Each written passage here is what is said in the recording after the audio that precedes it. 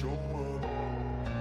I don't ever slow up, no I don't take shit. I got no love for the fakeness. If you wanna play tough and wanna hate this, I'll always show up and make a statement. Everything I do so instinctive and so passionate. Every word I move so descriptive like an adjective. I got a vendetta against people who patented being negative when you should be getting after it. I got facts over tracks, this and that, spitting slow, spitting fast, I could roast, I could gas, think I'm okay at last, but I don't know if that can erase all the past and the pettiness, a reflection of the emptiness, hilarious, you think you're with my time, you're delirious, mysterious, because you hide behind a fake exterior, inferior, you know I'll always be a bit superior, get off of me, this ain't no humble brag, I want you to hear words, you can say them back, I want you to feel free from the chains that last, and to believe in what you got, it was built to last, yeah. Now that I've been put through hell, I never got anyone's help, I had to do it all myself. I don't ever slow up, no I don't take shit, I got no love for the fakeness. If you wanna play tough and wanna hate this, I'll always show up. Welcome to the Off-Label Podcast, your twice weekly daily dose of sanity in an insane world. Ladies and gentlemen, while Davey is off playing Helldivers with Scott over there on Business Party Podcast, we got Rick Donner in the house with us. We're going through the securing the skies, addressing the drone situation over there, you know, where they were going over military bases, manufacturing areas, things like that. The drone hysteria that hit this country. We got a Oversight Committee hearing about that. And this one really isn't that long, so we got some other things on deck for you. Looks like a high-ranking State Department. What was that? High-ranking State Department official pleads guilty to embezzling over $650,000 in shocking abuse of taxpayer funds. We'll go ahead and hit this up right here. We also got one from our good friend Haley Kennington. I almost said that backwards. I was going to call it Kaylee Hennington. But we got one here from her. She wrote an article for the Daily Caller titled, The Democrats' New Fad is Violent Rhetoric. And I know Haley, and I know this is going to be good. Ladies and gentlemen, I want to hear what she's got to say. But ain't nothing going to be heard in anything else until I hit this button.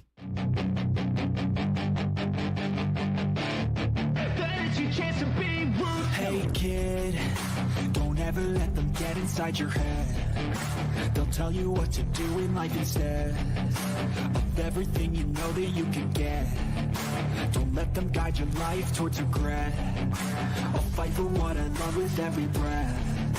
My past is filled with things I won't forget. I use them all to push me to my best. So treat the worst of times just like a test. If only I could go back in time, I'd tell myself that everything will end up alright. Just push yourself, test yourself, figure out what you like, and find your limits, don't be rigid, always work towards a prime. Surround yourself with open minds, people can change your life. A few friends with intent can help you feel alive. Find a passion, take some action, and with a little time, just be patient, make a statement, try to enjoy your life. They'll try to kick you while you're down, they wanna rise up while you drown. They wanna fill your head with doubt, they're silently scared that you'll figure it out. I'll make it look like I'm losing, won't bother hiding my bruises. And when they finally think you're wounded, then it's your chance to be ruthless. I'll make it look like I'm losing, won't bother hiding my bruises. And when they finally think you're wounded, then it's your chance to be ruthless. Okay, there we go. All right, everybody. Usually we start with a little vertical video here and just have a little joke, but it is hearing time, so we just kind of skip to it, except I got to welcome Rick to the panel here. It's been a while, brother. How you doing? Doing good. How's it going? Rough. I got this new job, been working my ass off, went fucking 5 days a week with this shit, so now I got to do something, at least something every day. Got the member stream going on Saturdays too, and I still have to do the stupid play while fucking living my life. It's rough, dude.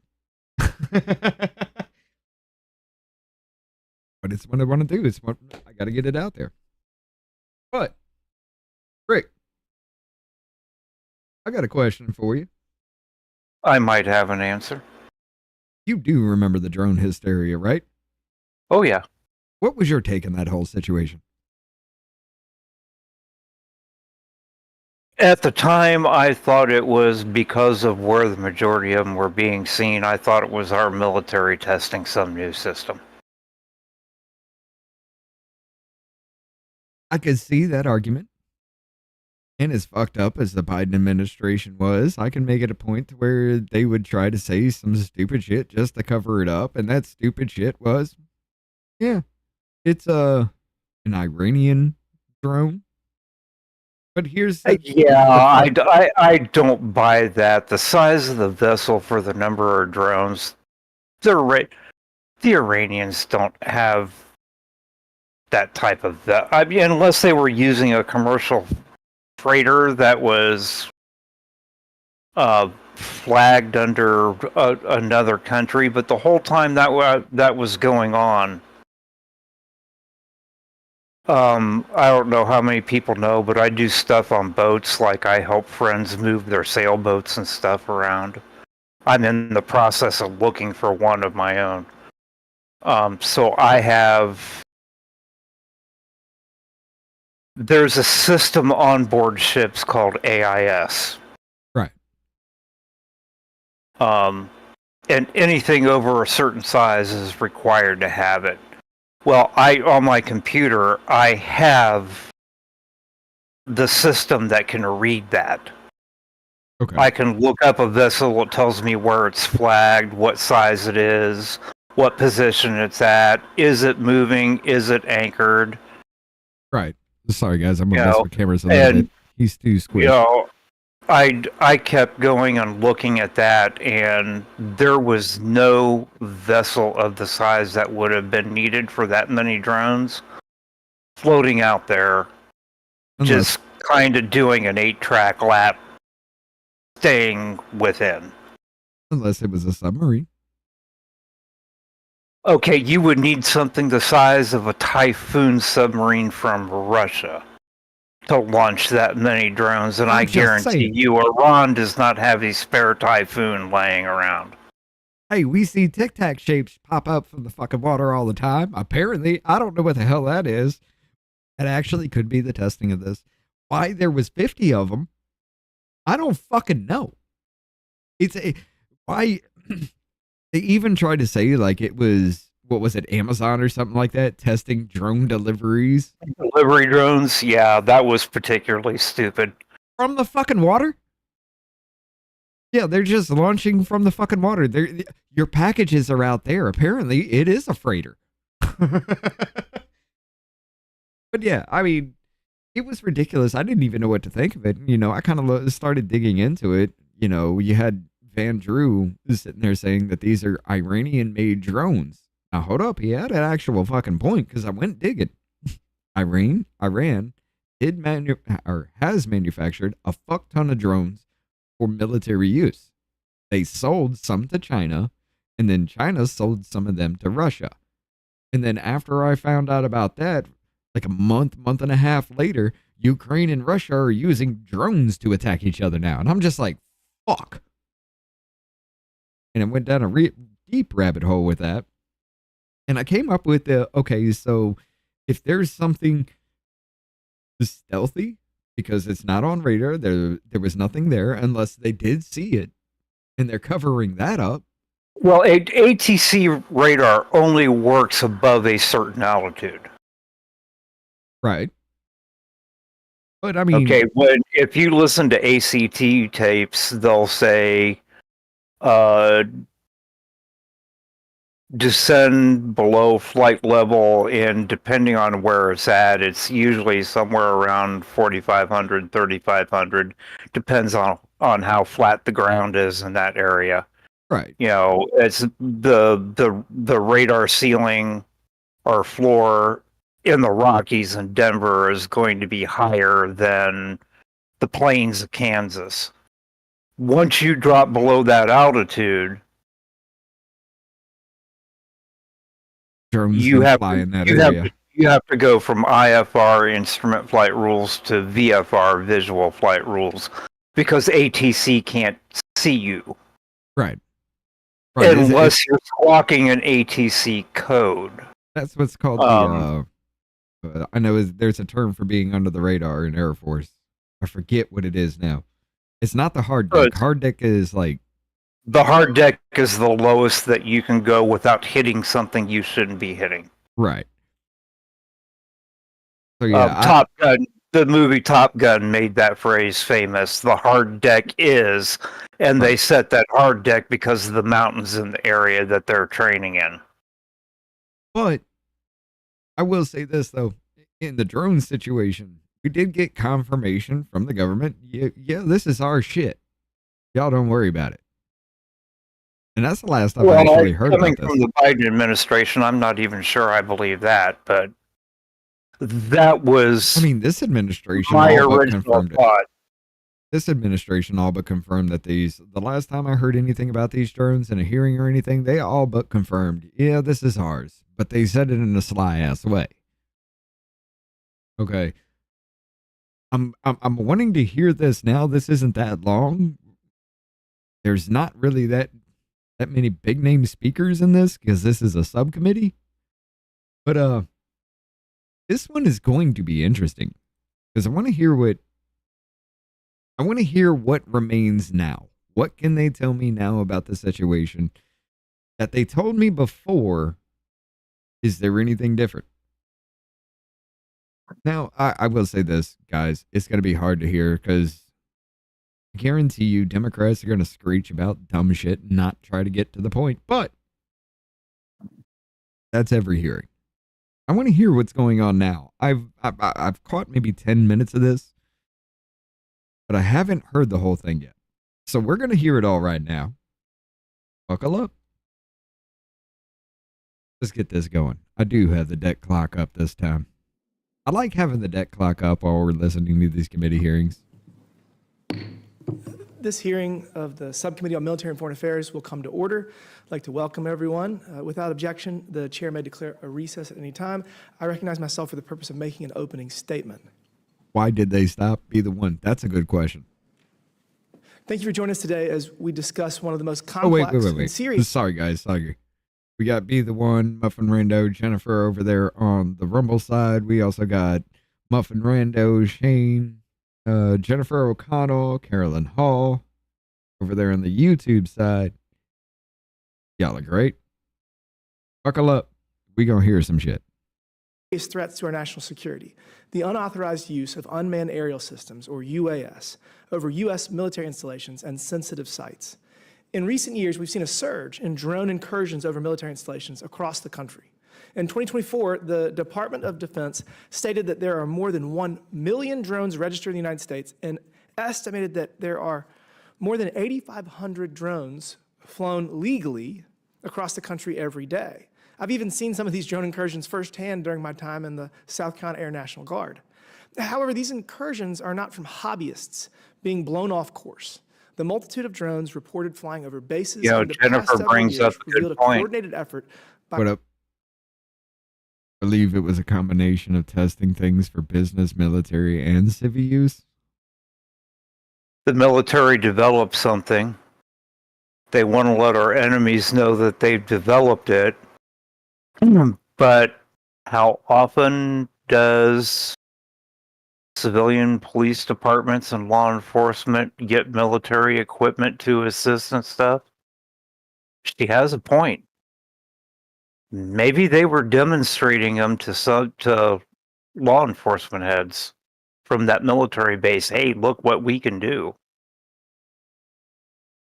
Or, they were talking about very powerful weapons, manipulating time and space, and annihilating distance. It sounds like quantum computing and quantum entanglement. Yeah, but I really don't think that's what was going on. I mean, No. They were coming from the water over land and then back out in the water. Right. What's the chances that the military was demonstrating them to the Coast Guard?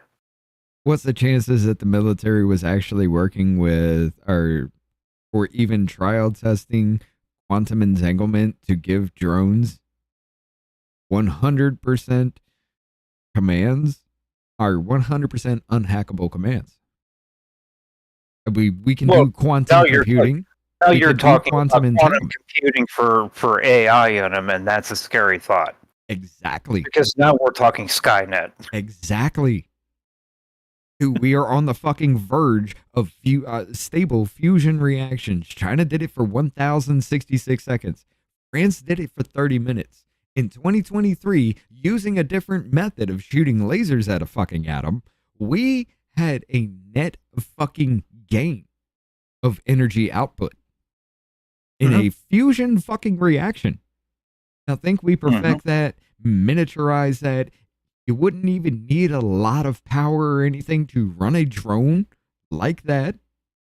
Now, this was what I was talking about. Run a car, run a house. Right. If we could perfect a miniaturized fusion reaction, every house has a little mini fusion reactor in it that lasts for 40 years. Yeah. And all you have to do is just replace that particle. Mm-hmm. Now, if something goes wrong, God help you, but I'm just saying, it's possible. You can shrink There's it down. a reason I said perfect it. This is what I was talking about with ISA in Rob's chat before Rob was live today. We've literally made miniaturized nuclear reactors to where they're mobile. We had one, and then something went wrong, and everybody died. But that's a cool story, though. We've had mobile reactors, fission reactors, nuclear reactors since the 50s. Yeah. Now, if we do fusion, that's when we started building nuclear submarines, nuclear aircraft carriers, nuclear cruisers. Right. Now, granted, these reactors were as big as a damn house on the aircraft carriers, but they weren't that big on the submarines. The USS Nautilus, the first nuclear submarine, she was a variant of an upgraded, not Gato class. We scrolled out hard, ladies and gentlemen. Skipjack class submarine that came out towards the end of World War II. They just made her a little bit longer and shielded the reactor compartment. She really wasn't that big. She was only like 380 feet long. Right. Scale fucking, you wouldn't even need that much material. Yes, you would need you would need the heat dissipation at least, or the heat shielding, or the power of the sun. You literally have to burn at the temperature of the sun for it to actually be stable. The technology to cool that stuff down in vessels on the ocean has been around since the first steamships came out. We still use the system today. But put a through hole in the hull, you circulate salt water from the through hole and out another through hole. That's on the sub. Into a heat exchanger. I'm talking about regular boats. I'm talking about drones in the sky. Oh, drones in the heat sky. Dissipation hard as fuck for that. You put fins on it. The little radiator fins, like you see an electronic component that the fan. Look at the processor in your computer. Oh yeah, is it flat? No, it's got those little fins that are on it that you blow air over it. Well, if you put a drone in the air that has those fins on it and you're flying it through the air, guess what it's going to do? It would have to constantly be moving, though. Well, yeah, but how long before it heats up to the point that you have to worry about it? How long does our heat dissipation ability? How long does it take to get airborne and start moving through the air? For a drone, you could dissipate enough heat for that. Fuck, we're doing it in fusion reactors right now. But I'm just getting, even at a cool down point, it would still have to be that hot. You would still need that heat dissipation, though you might not show up on anything else. our thermal imagery would just see a massive fucking red spike, a bright, or actually it would be a dark red spike, just pop up out of nowhere and start moving inland. You Nope. know? We've had that technology for years too. Why do you think the F-117 and the B-2 doesn't show up on infrared? We've had the technology to block that infrared signature in stealth aircraft for a long time now. But, I mean, for what we're running right now, yeah, okay. I could see why that wouldn't show either.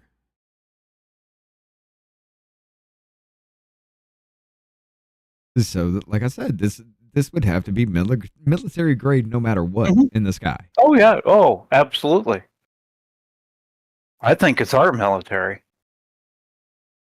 I think I'm leaning DARPA that way took now. a quiet little post in New Jersey after they developed some type of new drone and went, nobody will ever discover it here. And then, oh shit, look what happened.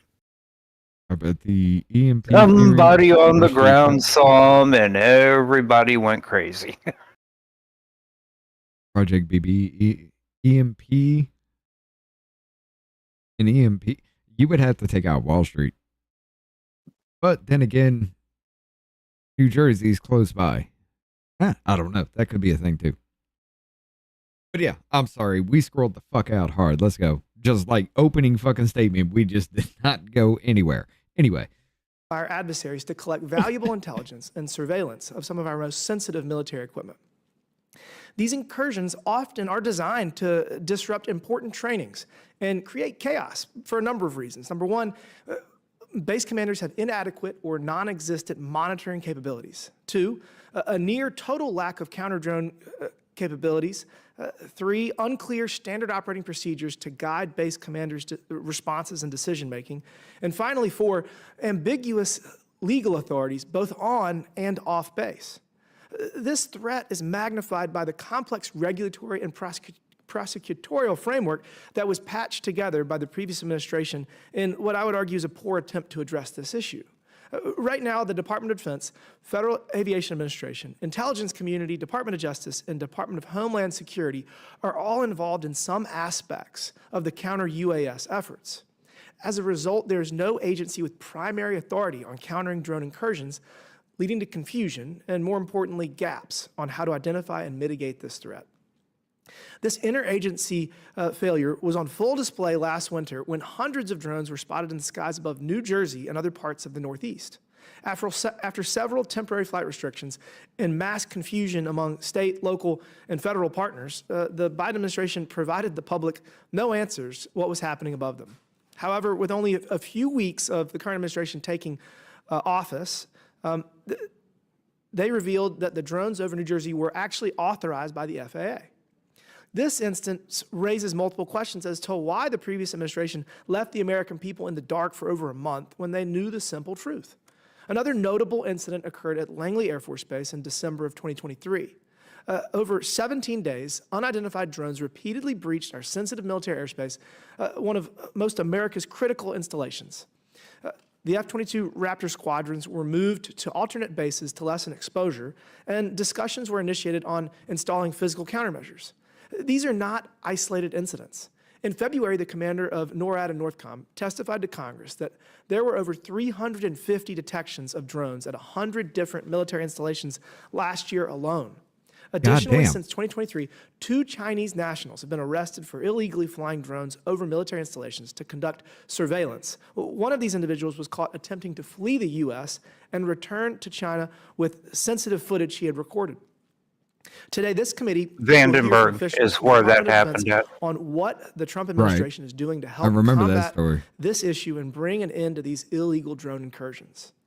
We must demand full accountability, expedited technological upgrades, and enhanced oversight to safeguard our sovereignty and ensure that our military remains unexposed to foreign surveillance and potential threats. I'm hopeful that our witnesses here today have suggestions on how Congress can help empower the right federal agencies to combat this problem and secure the skies above our military bases. I now recognize Ranking Member Subramaniam for the purpose of making an opening statement.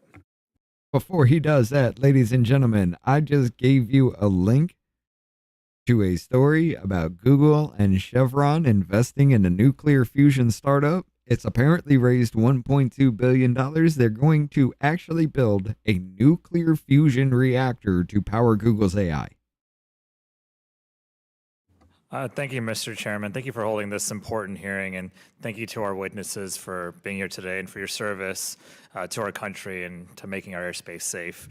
It's clear that UAS is an issue right now. It's the future of warfare, from the war in Ukraine to our own military bases in the continental United States. We are seeing real time that UAS are redefining how battles are fought and how intelligence is gathered. And I believe it's been 350 drones that have been reported in the last year over 100 different military installations. That's 350 different potential national security breaches that we know of. These include highly sensitive sites such as nuclear facilities and major military bases, and that's a huge threat to our national security and the lives of our service members. And unfortunately, our lack of coordinated, effective response needs to be addressed immediately. And I know everyone here today wants to work on it and is planning on working on it. And so we're familiar with this issue in my home state and the Commonwealth of Virginia. In December 2023, service members at Langley Air Force Base in Virginia saw drones hovering over their airspace for 17 days. And Langley, for those who don't know, is home to key national security assets like the F-22 Raptor stealth fighter, and it plays an important role in keeping us safe here in our nation's capital. And so we also have some important naval assets in that area too. And these drones demonstrated complicated aerial maneuvers and didn't just broadcast on known frequencies, suggesting that they weren't just a local hobbyist making an innocent mistake. As far as we can tell in Congress, there was and still is not a cohesive or coordinated plan for how we're going to deal with this. But maybe we can learn more today about what's happening now and what we can do moving forward. Our job on this committee is to find answers to questions, and I have a lot. Who is piloting these drones, for instance? Are these criminal actors? Are these foreign adversaries? Are they simply local hobbyists with advanced capabilities? I'm not sure about that, but maybe that's the case. And what are they doing? Are they gathering intelligence? Are they probing for weaknesses? Are they planning an attack? And finally, what is our plan for dealing with them safely and effectively? Because these UAS are a clear and present danger to our national security, and we need to have a plan to counter them. There are several areas I'd like to focus on today. The first is counter-drone authorities. Right now, the U.S.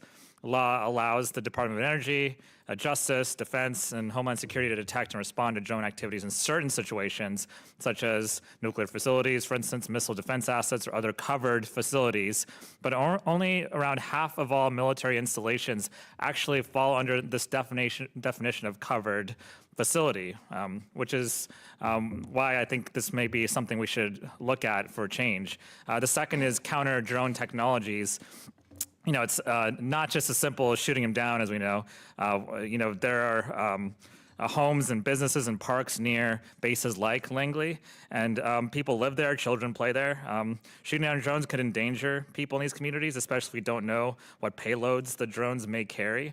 And a missed shot could also pose a threat to commercial air traffic as well. And so, we need to find a way to safely counter some of these incursions. And we have other technologies at our disposal, like jamming and disrupting and even taking over unknown or hostile drones. But there's a lot of work to do to develop these capabilities, and some of that work actually takes place in my district in Northern Virginia. And with that said, I don't know of a silver bullet, and so it's going to take a coordinated effort, I think, at the state, local, and federal level. And so we're all going to have to work together because everyone's got different jurisdictions. And I'd like to, on that front, see if we can work together and maybe have some sort of task force in place so that information is easily gathered and where everyone's up to date on the latest technology as well as the best practices. And so this is a very timely hearing on an important issue, and I want to work with my colleagues on both sides of the aisle to come up with a plan to protect our military bases and protect the American people. So I yield back. Thank you for that. I'm pleased to welcome an expert panel of witnesses for today's discussion. I'd first like to welcome Rear Admiral Paul Spadero, the Vice Director for Operations, or J3, for the Joint Chiefs of Staff. I'd also like to welcome Mr. Mark Detlefson, who is the current Acting Assistant Secretary of Defense for Homeland Defense and Hemispheric Affairs. Due to unforeseen circumstances, the FAA is no longer testifying at today's hearing, but they have committed to answering in writing any questions that our members have. If any member has questions they would like to submit to the FAA following this hearing, please get them to staff for the FAA to answer. Now we're going to administer the oath to the witnesses. Pursuant to Committee Rule 9G, the witnesses will please stand and raise their right hand. Do you solemnly swear or affirm that the testimony that you are about to give is the truth, the whole truth, and nothing but the truth, so help you God? Thank you. Please take your seat. Let the record show that the witnesses answered in the affirmative. We appreciate you being here today and look forward to your testimony. Let me remind the witnesses that we will have read your written statement, and it will appear in full in the hearing reads record. like I do. Please limit your oral statement to 5 minutes. As a reminder, please press the button on the microphone in front of you so that it is on and the members can hear you. When you begin to speak, the light in front of you will turn green. After 4 minutes, the light will turn yellow. When the red light comes on, your 5 minutes have expired, and we would ask that you please wrap up. I now recognize Rear Admiral Spadero for his opening statement. Yes, because they're adults and they don't understand how green, Good yellow, afternoon, Chairman red Timmons, works. Ranking Member Subramaniam, committee They do members, it every ladies and time. gentlemen. Thank you for the opportunity to be here today, and thank you for your support and your oversight. Admittedly, several of my opening comments will echo those of the Chairman and the Ranking Member. The rapid emergence, proliferation, and employment of unmanned systems has fundamentally changed the way that both professional militaries as well as terrorist organizations conduct warfare. Over the last few years, we have seen the employment of unmanned systems, in particular unmanned aerial systems, in every major conflict, from the Russia-Ukraine war to Iran's attacks on Israel and attacks against U.S. bases and ships across the Middle East. And most tragically, an Iranian-supported militant group successfully employed a one-way attack drone on Tower 22 in Jordan, killing 3 U.S. service members and wounding 40 on January 27, 2024. Here in the homeland, as Assistant Secretary Thillotson will note in his opening remarks, the mass drone incursions over Joint Base Langley Eustis in December 2023 reminded us that the homeland is no longer a sanctuary. And should our adversary choose to employ drones for surveillance or even attack, we would not be prepared to adequately defend our homeland and only marginally capable to defend our military installations. The incursions over Joint Base Langley Eustis were not the first, they've not been the last, but they were the longest and the largest series of incursions that we have seen to date. In the comprehensive review of that event, as well as in the actions we took in follow-on incursions like those that occurred over Plant 42 in Palmdale, California, and over Picatinny Arsenal and Naval Weapons Station Earl in New Jersey, have resulted in improvements. But more action is needed, and the Joint Force has made counter-UAS a priority line of effort. We are now better prepared to respond to incursions with the designation of Commander U.S. Northern Command and Commander U.S. Indo-Pacific Command as the operational synchronizers in their respective areas of responsibility. Last year, and within weeks of being assigned this role, General Guillot, the commander of U.S. Northern Command, released a comprehensive commander's assessment that has served as a roadmap to building the necessary command and control and standard operating procedures to address the drone threat. Over the last year, we have also invested in education and training against this threat. NORTHCOM has been the central driving force for the work being done by several organizations in partnership with industry to deliver the domain awareness and counter-UAS systems that we require. And lastly, we are progressing well in our completion of the counter-UAS tasks assigned to us in the fiscal year 25 NDAA. We appreciate your continued support and your oversight. Thank you for the opportunity to be here today, and I will now pass to Secretary Thillotson.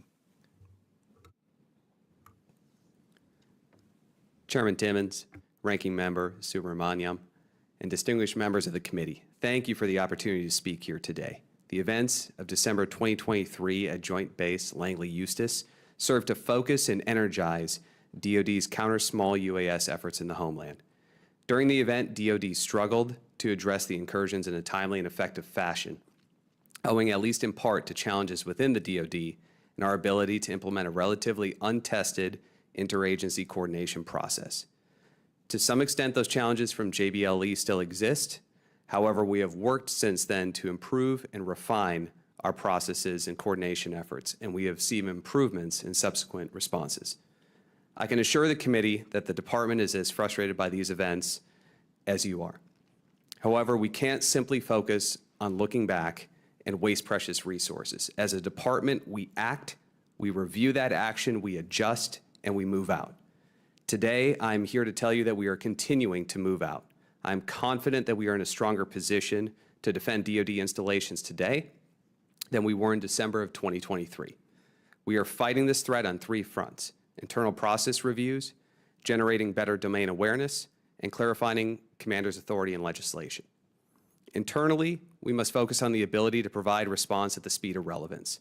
The designation of U.S. NORTHCOM and U.S. INDOPACOM late last year as the counter-UAS operational synchronizers in their respective areas of the homeland was an essential step.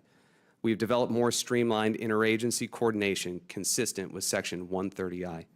We are also conducting a comprehensive review, as requested in the FY25 NDAA Section 925, and where necessary, consolidating and updating DoD policy.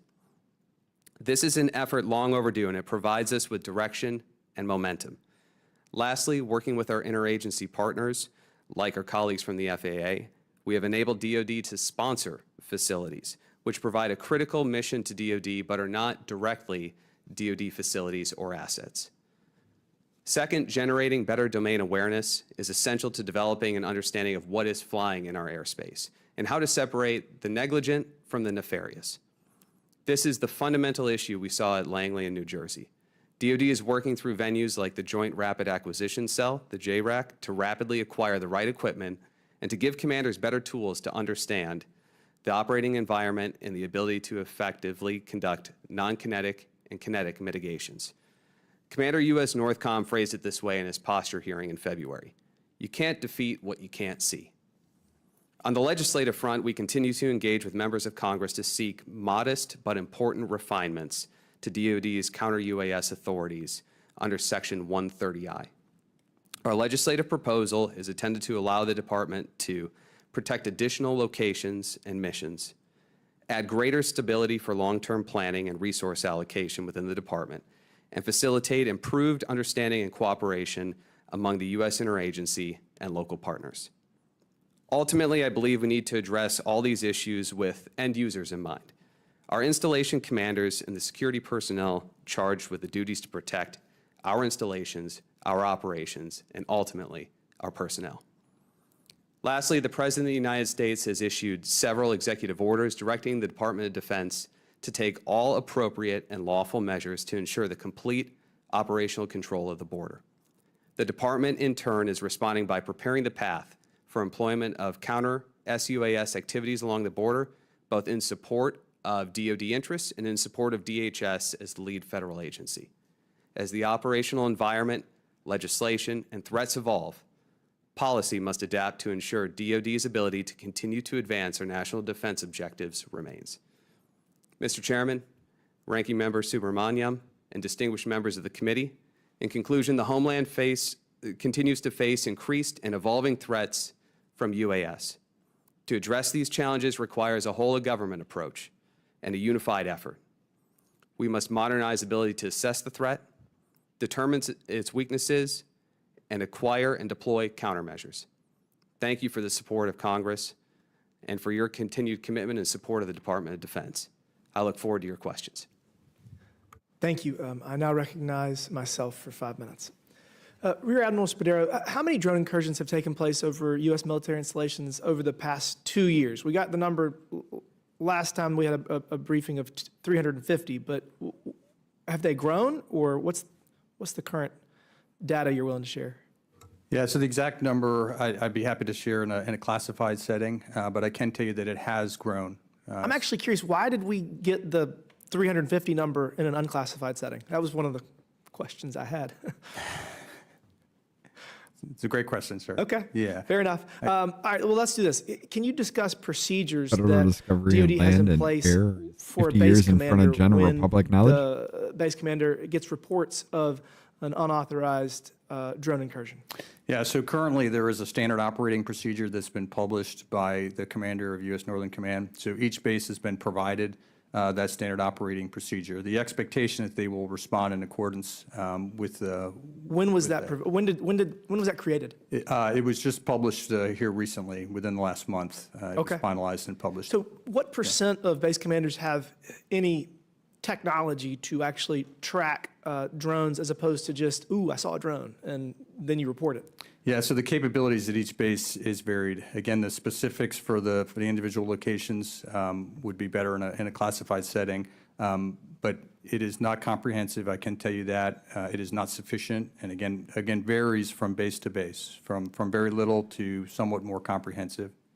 Is that something that Congress can help with authorizations and appropriations to get additional resources? Because I think that I would feel that most bases should have the, at the very least, the ability to track. Whether they have countermeasures is a different thing, but is that something that y'all need? You need additional money? Yes, sir, absolutely. I think the development, fielding, the acquisition, distribution of domain awareness sensors is the critical first step. It's not the only thing. It's always need more money. Obviously, we need a method to exert command and control so that we can build a common operating picture, because it will take layers of different sensors, because one sensor may be better against certain UAVs and certain flight profiles, and you may have to rely on different sensors to round out the picture. So being able to fuse all that together to get the complete picture will be necessary. And then, as you mentioned, getting to a point where we could actually respond, that's an entirely next investment that needs to be made. So yes, we do need more sensors. We're addressing the shortfall right now with the fielding of flyaway kits. So these will be kits that will be available for bases that have very limited capability to detect on their own and build domain awareness. And should they have an incursion that they're unable to resolve, they would solicit the help from Commander U.S. Northern Command, and this flyaway kit, as well as expertise and additional resources that would be required, would be immediately deployed to that location. So I guess resources are probably fairly easy, and y'all are going to work on telling us what you actually need from a technology perspective. But the other side is the authority. So, I mean, does a base commander have clear authorities what they can and can't do relative to whether the drone is in their airspace or just outside their airspace? And is that as big or bigger of a problem? So all of our installations have the authority that's afforded them under the standing rules of engagement and the standing rules for the use of force. In those rules, if they can establish that there's hostile intent or hostile act, then they not only have the authority, but they have the absolute right and responsibility to respond appropriately to protect themselves, forces, as well as DoD property. So those are standing rules that they have. Now, being able to discern hostile intent and hostile act, as referred to in the opening comments, may be very challenging. Is this negligent activity being conducted by someone just flying a drone irresponsibly, whether that is a recreational enthusiast or it is someone that's using a drone for commercial aspects? So it can be a challenge here in the homeland to determine that. So a base commander has the authority to, for example, arrest a Chinese national that's a quarter-mile off base? He does not have the authority to detain someone that is off base. He would have to coordinate with local law enforcement to apprehend someone that is operating a drone outside of the base. Now, And that would happen, I know, yes. Secretary Dillison will talk about 130I authorities, which is something that we really do want to talk about today, because I think it's important. But under 130I authorities, there is some additional room to respond. For a covered facility, merely the presence of that drone conducting unauthorized surveillance or suspected of conducting unauthorized surveillance or interfering with operations, as you referred to in your opening statement about the interference with F-22 operations, that would meet the standard for response rather than having to determine hostile intent or hostile act. Thank you for that. My time has expired. I now recognize the gentleman from Virginia, Mr. Subramanian, for 5 minutes. Thank you, Mr. Chairman. I wanted to go back to something I mentioned a couple of times, which is what is a covered facility and a not covered facility. And Rear Admiral Spadero, if you're not a covered facility, what does that mean? Like, does that impair your ability to respond? And what do covered facilities have that non-covered ones don't? It's if you're not covered, you can request to be covered, but you'd have to meet the criteria to become a covered facility, and that is one of the problems with the 130I authorization, is meeting the criteria for covered. An example of this would be Luke Air Force Base, where F-35 training takes place for roughly 3/4 of those that fly F-35s, and it is not a covered facility because training facilities are not covered. So it would be problematic to actually get approval for Luke Air Force Base to be a 130I.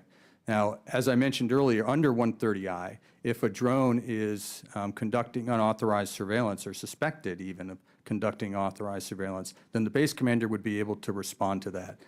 Unauthorized surveillance may or may not meet the criteria of hostile intent, which would give you the authority to respond under the standing rules of engagement and the standing rules for the use of force. So it relieves some of the burden on that base commander to determine that there is an imminent threat.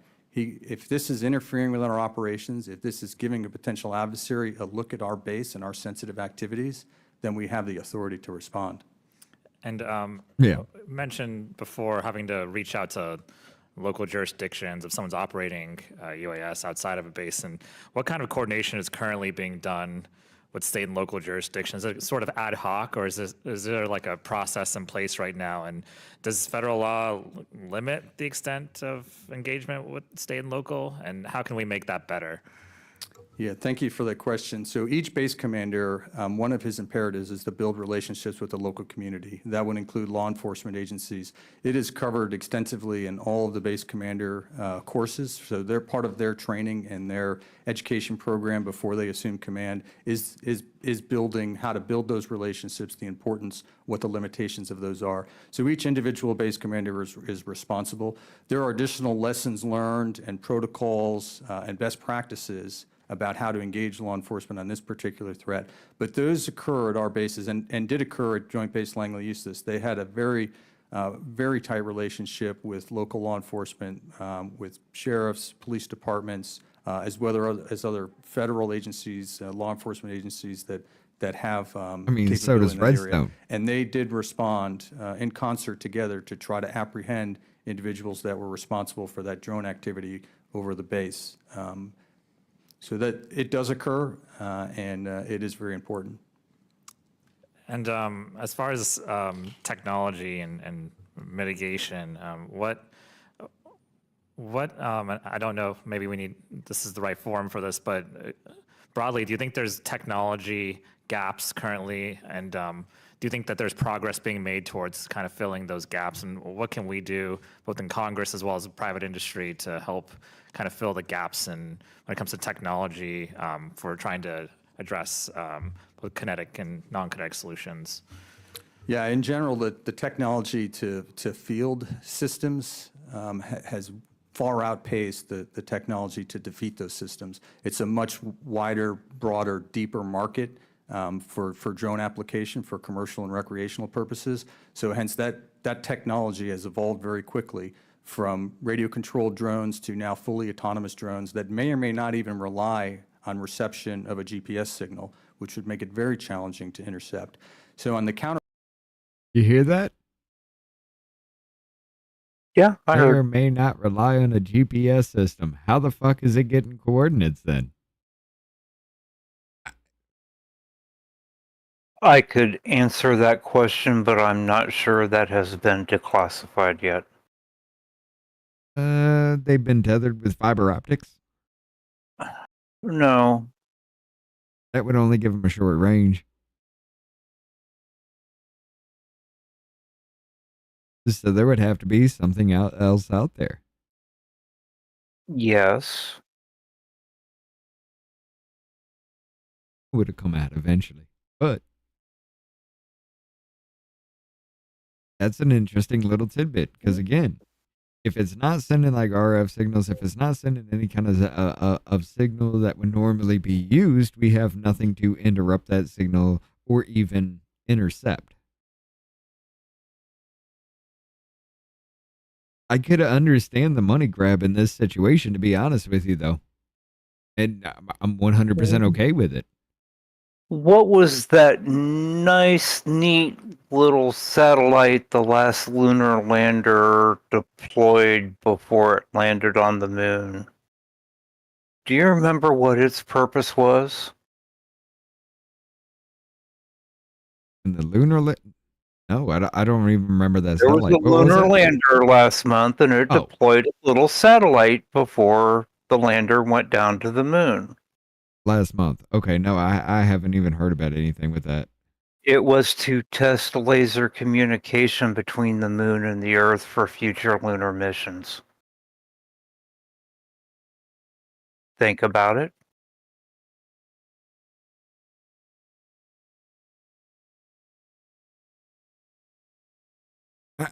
I don't think it was laser communication then. That would still be too much of a delay. I mean, it would definitely cover a huge delay. No, the whole reason they're doing it with laser from the moon is to cut down on the delay that Apollo had. Because that signal travels at the speed of light. It's a laser. Right. But there would still Now, be that what? 2-3 Let minutes. me finish. Let me finish. Okay. What happens if there's something in the area that has a laser within 50 miles of where these things are flying? What's going to be the delay at the speed of light? Milliseconds at the distance. Thank you. Oh, goddamn. Okay, I see what you're getting at. I see what you're getting at.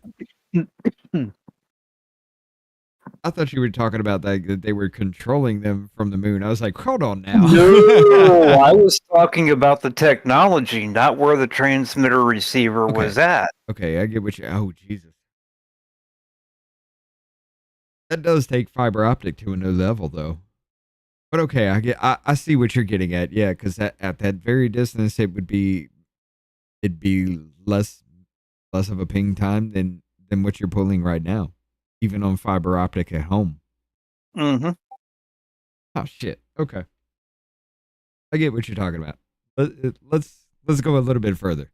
Counter drone activity, you have to come back to agencies that would be interested in that, like Department of Defense, Department of Homeland Security, FBI, law enforcement agencies. So we have to partner and we have to create that demand within industry to get technology back on pace to counter this ever-increasing emergence of drone technology. Do you feel like we have the personnel right now and the expertise in the country to be able to do this? I think we've seen a good response. I'll defer to Secretary Dillison. He can talk about DIU and other organizations that have really made a solid partnership with industry to advance this technology. Thank you, Admiral. Yes, there's several different organizations within the DoD that are looking at this issue and moving out rapidly to acquire new capabilities, such as the JRAC, the Joint Counter UAS Office, and DIU. All of those, this is a focus area and one of their primary lines of effort. Thank you. I yield back.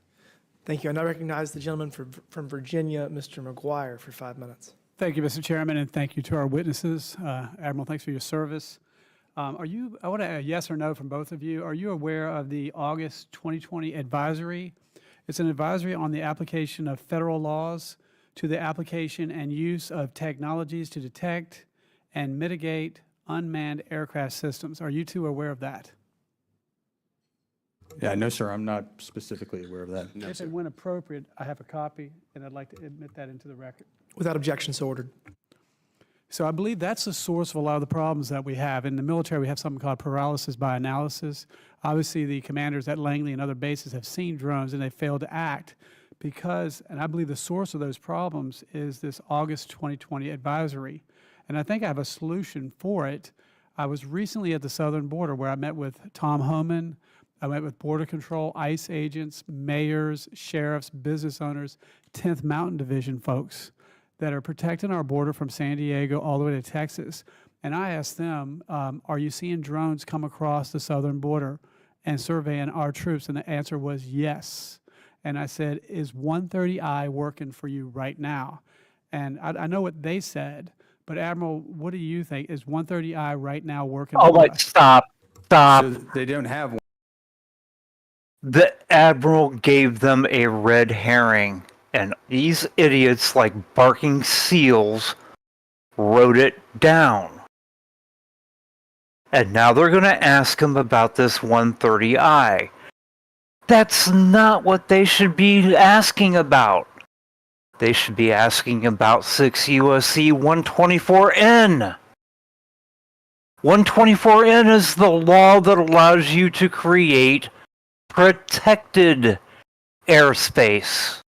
And all it takes is for whatever agency controls the land that airspace is over to go to the Secretary of Transportation and go, due to sensitive operations, this needs to be a protected airspace area.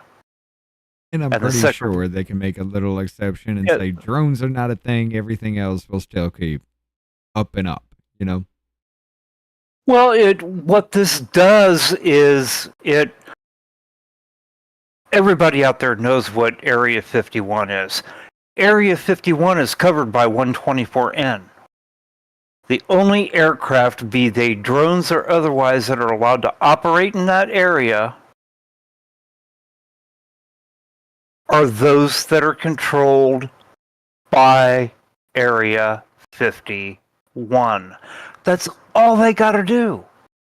Goddamn. Is invoke 6 USC 124N, declare the airspace over these military installations protected airspace.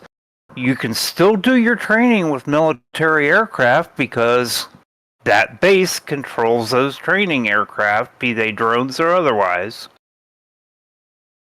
It takes the Secretary of Defense going to the Secretary of Transportation and going, hey, look, we want to designate the airspace over these bases under 124N. We have sensitive things that are going on there. It's paperwork. I mean, I don't know takes the 2 exact wording days. of all of that, but yeah, I mean, that sounds solid.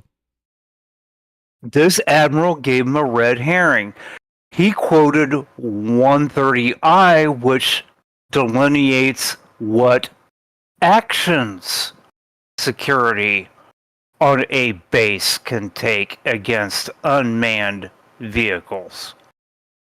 Not the law that is used to designate the airspace as protected. Huh? Hold on. We'll do this. I'm throwing the link in here too. I'm gonna look up 130I from Cornell Law. Let's see what it says. This is kind of a big one here, but notwithstanding section 46502 of Title 49 or any provision under Title 18, the Secretary of Defense may take and may authorize members of the armed forces and officers and civilian employees of the Department of Defense with assigned duties that include safety, security, or protection of personnel, facilities, or assets to take such actions described in subsection B1 that are necessary to mitigate the threat as defined by the Secretary of Defense in consultation with the Secretary of Transportation. That an unmanned aircraft system or unmanned aircraft poses to the safety or security of a covered facility or asset. That's where you're right. Yes, all that does is delineate what they can do about it. 6 USC 124N delineates how you actually get that designation. 124 in notwithstanding section 46502 of Title 49 or sections 32, 1030, whatever chapters, that the Secretary of Attorney General may, or for the respective departments, take and authorize personnel with assigned duties that include the security or protection of people, facilities, or assets to take such actions as described in section B1 that are necessary to make it credible threat. Go to H, rule of construction. Oh, this one. Okay. Nothing in this section may be construed vest to the Secretary Attorney General of Authority, the Secretary of Transportation, or the Administrator of Federal Aviation. Oh. Vest in the Secretary of Transportation or Administration of Federal Aviation, any authority of the Secretary of the Attorney General. Yeah, 124N is all about making it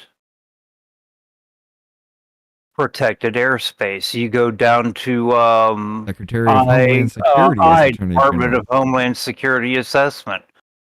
The Secretary of Defense gets a hold of the Department of Homeland Security. So Pete goes to Christie and goes, "Hey, Christie, I want the airspace over every military base declared protected airspace. We have sensitive operations that go on at our military bases." Christie does an assessment and goes, "Yeah, Pete, you're right." And they go to Secretary Duffy and go, Christie goes, "Hey, look, Sean, I've done this assessment and this airspace needs to be protected. Pete is in charge of the requesting agency. I've done the assessment. It's a valid concern. I need you to have the FAA designate that airspace protected." And Sean goes, "Yeah, okay." And then all the aviation maps get updated on the electronic charts that are in aircraft that say, "Hey, look, you can't fly over this airspace except under these particular conditions. This airspace is controlled by Department of Defense and that base. So this You is a have to get non-issue clearance no from matter that what. base." That's a non-issue no Yeah. matter what. Well, no, somebody could still be stupid enough to try to fly a drone over it. But now you start falling under the Espionage Act and not a violation of FAA regs because it's listed as protected airspace over a military installation. Mr. Smith, why were you flying that drone Goddamn. there? Exactly what were you doing? Okay, now I see where you're leading with it. Okay. That's a good idea. You get 6 months for flying an unauthorized drone over an area that you shouldn't have if it's not restricted or protected. You get 25 to life if you do it in protected airspace and they catch a camera on that thing taking pictures. It's espionage. Why were you taking pictures in a protected area? Do you understand the come apart that would happen if they did that, though? That would be fun to watch as the media melts down and all these left-wing motherfuckers are just like, now they're just taking each other's powers and doing whatever the fuck. This is Hitler style. No, bitch, it's this. Well, go back to the opening statements between the chairman and the ranking member. What did the chairman bring up first in his opening statement of his concern? Espionage. What information about our military are they attempting to gather? What was the first item that the ranking member, who's a Democrat, brought up in his opening statement?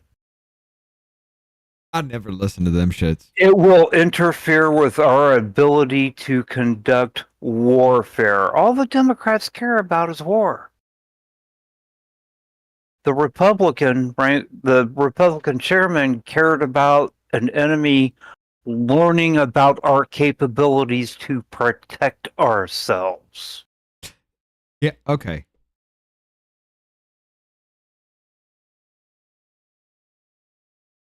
Wait, what, Jennifer? I'm not going to repeat that because it would be broadcasted and I don't want the YouTube gods to go nuts. You were showing her what? Yeah, we can't. She be on a terrorist list just like me. Anyway, okay, so I don't If know. you're going to teach her that, let a professional take care of it, okay? Um, All I'm saying.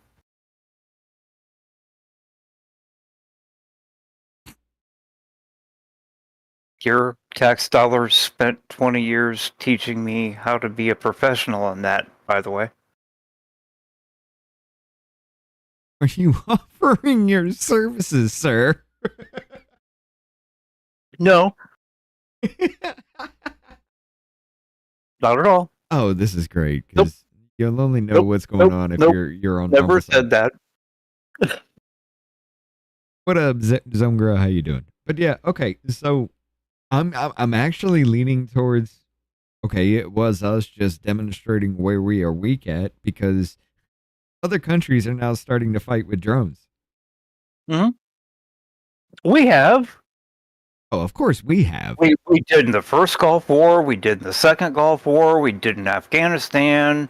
We did when we went in after 9/11 and quote unquote liberated Iraq. Predators have been around for decades now. Yeah, but I'm talking about things like that just fly below any kind of detection, like long range, though. That kind of warfare we haven't seen without some kind of stupid assery going on. The fact that we have actually kind of gotten to that area now kind of scares me. Because you're talking something that's literally, you got what, a 15 story building in your city? Okay, so it needs to fly 16 stories. That's as low as it needs to go. I don't think Depends on unless you whether have it has line a of sight. camera on it or not. Yeah, true. And to be turning in between buildings and you just see those, think of it that way. You see those like drone racing league, right? You don't have to have line of sight. No, you don't. Have you seen the size of a Starlink mini dish nowadays? Oh yeah. But even then, think of it like the drone racing league. Yeah, they're using their own visuals, but think of an AI doing that. Before that, drone racing league is actually awesome. These motherfuckers are quick as shit with it. Imagine all of that shit just racing through your city streets right above your fucking head, and there's no way you can stop that shit unless you just wreck your entire power grid. Because the only thing that's going to stop that is an EMP, and you leave yourself defenseless. But yes, it's a scary thought that this is where we are going to, because you could unleash a fucking horde of little fucking mini drones packed with C4 and just explode on impact in somebody's face. Yep. Imagine the destruction you could cause, and the only way to stop even those little mini drones that you can buy at Walmart, a net? But instead of the Iron Dome, we're going to have an iron net? Then we did build an open air prison. So it scares the shit out of me that this is where warfare is leading to now. You can be more accurate, I get that, but in the hands of our enemies, they don't care about accuracy, they care about destruction. It scares the fuck out of me. Oh, Muffin, the military does stuff in U.S. cities all the time for training. Right. What up, Don? How you doing? 130I. That's the first piece, Okay. and we're working to resolve that. So, for instance, in the national defense areas that have just been established as an annex, it does not have 130I. Now, I'm going to get to a point. yeah. And how about, do you have an opinion on 130I right now as of today? Yes, Congressman, if we can get 130I implemented in these areas where Joint Task Force Southwest Border is operating, it should enable the commanders on the ground to have those expanded authorities that allow them to interdict and mitigate these UAS threats. And I know you said you're working with Congress on legislation, so I'd like to talk to you about an idea on a piece of legislation. It may be something that involves judiciary and FAA, but let me run this across you. So we currently have troops on the border facing the cartels and our critical infrastructure. Now, of course, we've got Langley Air Force Base and other critical infrastructure as well. And of course, we've got bad actors that are have bought land next to our military bases. And they're surveilling us on a daily basis. And it's only a matter of time until we have our next 9/11, 9/11 terrorist attack. The problem is bureaucracy prevents action, but this time we know about it and we can fix it. And right now with 130I, the way it's proposed, you have to be observed or attacked and then ask for permission, and that takes delays. I've got an idea that might speed that up. 18 USC, US Code 32, is treating remote control airplanes, which I call a drone. So 18 USC 32 is treating remote control airplanes or drones as if they're passenger airplanes. And they're not. No shit. Basically, the problem is the government has created a complex statutes to let a few bad actors possibly take action if you jump through 1,000 hoops, 130I. This is not good enough. We owe it to our military and our citizens to fix this. The United States provides better protection from UAS to Saudi Arabia than we do to our own citizens. And so my idea for a bill is you change the word from aircraft to manned aircraft. Because I think every commander is afraid that if I shoot down a remote control airplane or a drone, no one's going to back me up. I think I remember hearing the Langley commander say, "Are you guys going to back me up?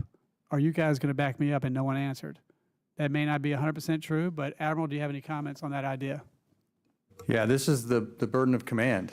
And you need to understand that if there is something that is assessed as a threat to your forces or your installation, then again, you not only have the authority, but the responsibility to act.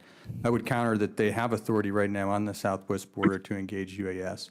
We have, in the last few days alone, reaffirmed that under the standing rules of engagement and the standing rules of use of force, when you take in the totality of the facts and the circumstances at the time, you have the authority. We know that cartels have used. So this son of a bitch is saying we can use drones at the border and we can protect ourselves from drones at the border, but we can't do it on our military bases. Are you fucking stupid? Hold up. I can't. Okay, that was some dumb shit. I may get a little bit irritated now. That was some dumb fucking shit. He is stupid. Why do you think I gave him the thumbs down when he was introduced? Oh, I knew him when he goddamn. was Lieutenant JG. Oh shit. How the fuck is he a rear admiral now then? Because he spent almost his entire career in the Pentagon. He's a politician in a uniform. Yeah, go fuck yourself then, dude. Used UAS for unauthorized surveillance to assess our troop size, our movements, to solicit and enable attacks from other vectors. We know that they have used drones in kinetic attacks against Admiral, Mexican with all due military respect, authorities. I just returned from the southern border, and I asked the commander from Texas to San Diego if he has authority to shoot down drones that he's looking at, that's looking at his troops, and he still is not sure. I just left the southern border, and I think it goes back to that advisory. That advisory has created a stigma, and I think that we can mitigate or overcome that if we just change the word from aircraft to manned aircraft, and then they won't have such a huge penalty if they shoot down a drone. And certainly if someone wants to prosecute somebody for shooting down private property, there are plenty of laws on the books for that. Well, with that, Why does this motherfucker look like Voldemort? Like Voldemort's thumb. Like they just took a picture of thumb, put Voldemort's face on it, and gave it hair.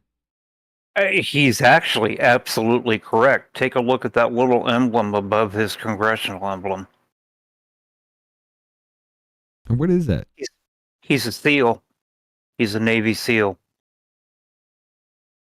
He's actually absolutely correct. He's been in the mud with stupid rules of engagement. All you got to do is change that one little word. Right. I mean, I'm not doubting it. I'm just saying he looks like Voldemort's thumb. And it freaks me out. Anyway. no further questions. Thank you, Mr. Chairman. I yield back. Thank you. I now recognize the gentleman from Massachusetts, Mr. Lynch, for 5 minutes. Thank you very much, Mr. Chairman, and I want to thank the witnesses for helping the committee with its work.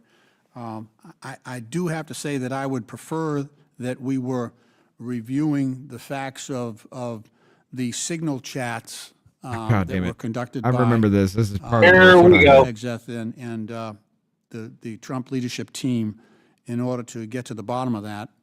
However, I will, at a later date in full committee, enter a resolution of inquiry to ask the administration to provide information to this committee, to the Oversight Committee, regarding how that happened. It was bad enough, the last time we were here, we just knew that the initial signal chat had happened and that inadvertently they had included the editor of the Atlantic, who was not approved for That clearance. wasn't inadvertent. and Some that deep the- state spy in the chat chain included, added him. I think it was a trap. I think it was a trap to see if he would It was leak. absolutely was a setup. I think it was a trap to see if the dude would leak sensitive information to the American public and try to make it look bad for this administration. There was nothing in the chat that was sensitive. Yeah, I mean, what'd you have? Hey, we got planes moving out at this time. Cool. That's it. That wasn't even sensitive information because, hey, they tell you damn near real time, yeah, we got planes going up right now. I want to know where Mr. Lynch was when all those congressional and Senate aides were using signal on their cell phones issued by their congressman and senator's office to arrange gay sex orgies in the hearing rooms of the Capitol. Well, see, that's what it's used for. It's nothing. Hold up. That's what it's used for because, I mean, if it's something official and it should be kind of kept under wraps, you use Signal as long as you're not passing classified or sensitive information. So gay sex orgies in Signal chat would be a thing. That's kind of fucked up that I just justified that. But Lynch does piss me off. specific information about those attacks against Yemen, and which could have put our sons and daughters in uniform at grave risk. Now, that was then. Now we know that this chat also went to Secretary Hegseth's brother, his sister. I don't think his mom was in on it. She's about only one in the family who wasn't in on it. And then the family attorney was in on it as well. So that's This a whole story set gets even more of stupid with that, people yeah. who were not authorized to be on that chat, again, that disclosed, classified information and actionable. What classified information there, Lynch? What was classified about that? This is why we need to get rid of the speech and debate clause for shit like this. What was classified about that, you faggot? Intelligence about an impending U.S. attack in Yemen.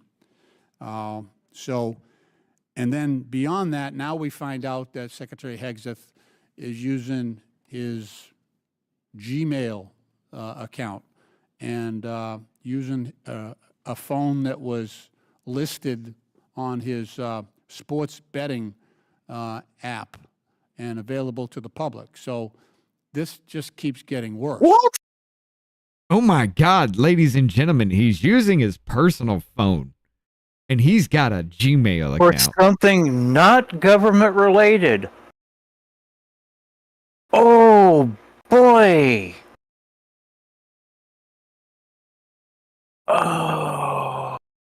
This is why I say let the Democrat Party die. And why we should Kazakhstan this bitch, because there ain't a single goddamn motherfucker that's going to stand up and say, that was complete fucking horseshit, and here's why. I know that is not the fault of these witnesses, and they probably cannot illuminate the circumstances, but I will be filing that resolution of inquiry asking for the White House to provide that information, because that is important. It's not partisan politics. It's just Yes, what it is. the Oversight Committee should be doing to keep military personnel safe, like what we're doing here. We're having a hearing on drones, being flown in the area of U.S.-based. Which you've spent a and that total of presents a about danger to 17 our sons and seconds daughters. talking Well, about so in does 4.5 minutes. Using a non-secure platform to discuss actionable intelligence against our enemy who has anti-aircraft and anti-naval vessel capability. That's really important too, and that presents a clear and present danger. I know that there were reports in the press that the White House said that was childish. That was childish that Mr. Secretary Hegseth did that. I agree with that assessment. I think it was totally immature, and it demonstrates an unfitness and a lack of seriousness. For somebody at the beginning that said he wasn't going to talk about it, he was going to enter a resolution. He spent a lot of time talking about it.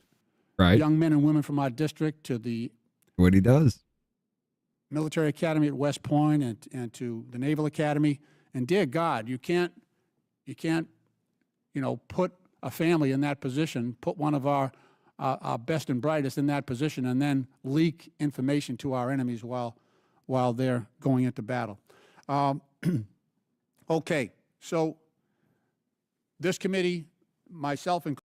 And he's going to try and make a fucking point here, but for all you left-wing goddamn nut fucks out there who have absolutely no brains in your fucking head, what did anything of that goddamn 3-minute fucking rattling he did? What did anything of that have to do with fucking drones being over our military bases? So you just want to cry, whine, and complain because you're not getting your way in every fucking hearing about how Orange Man's so bad? You wonder why your party is fucking tanking? You bring nothing to counter arguments except, nuh-uh, you're lying. That's all you fucking do. And then cry about, why are we not talking about what I want to talk about instead of what you want to talk about? That's it.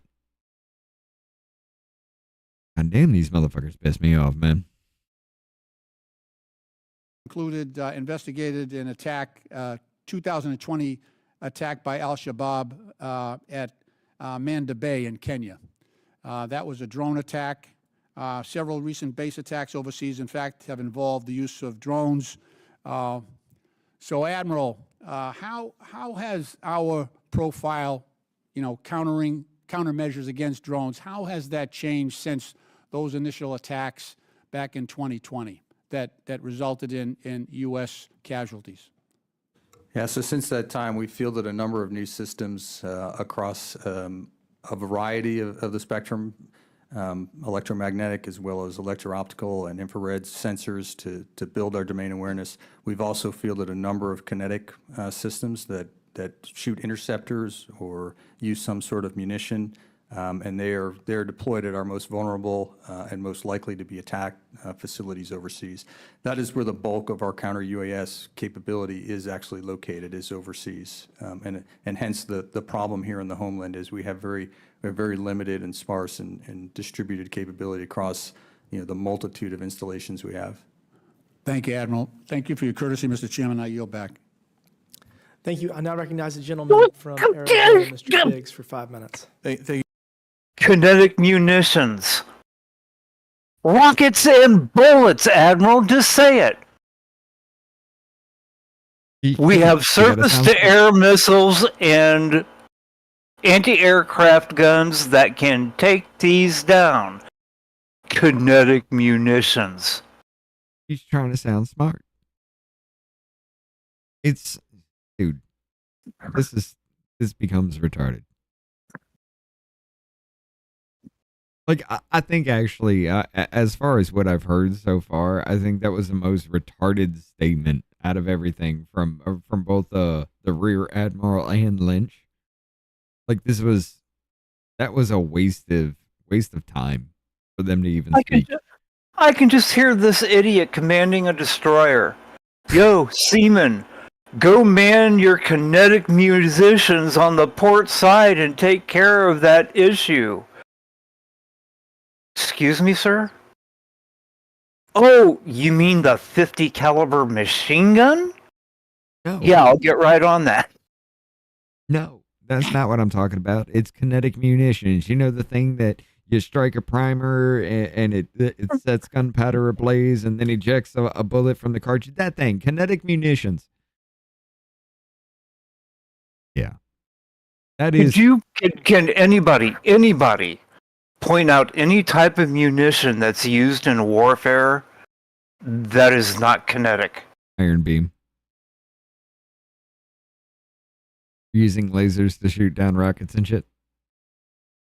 That's A not laser kinetic. still has kinetic energy. It just heats and disrupts.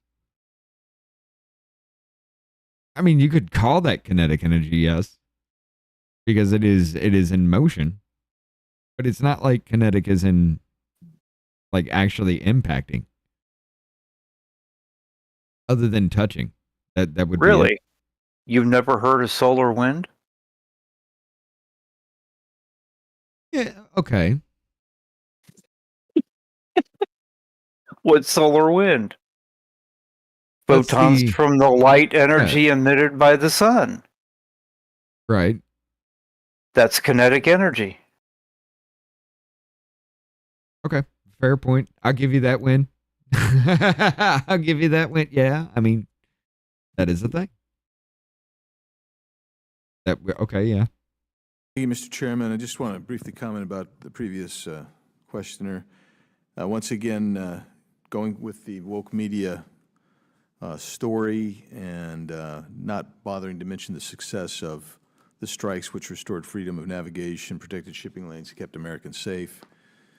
Nor did he bother to mention that the encrypted service that was being used was one recommended by the previous administration, by DHS guidance. But my questions with regard to this topic is for both of you, and you can just this is the Plain context. hooky So note.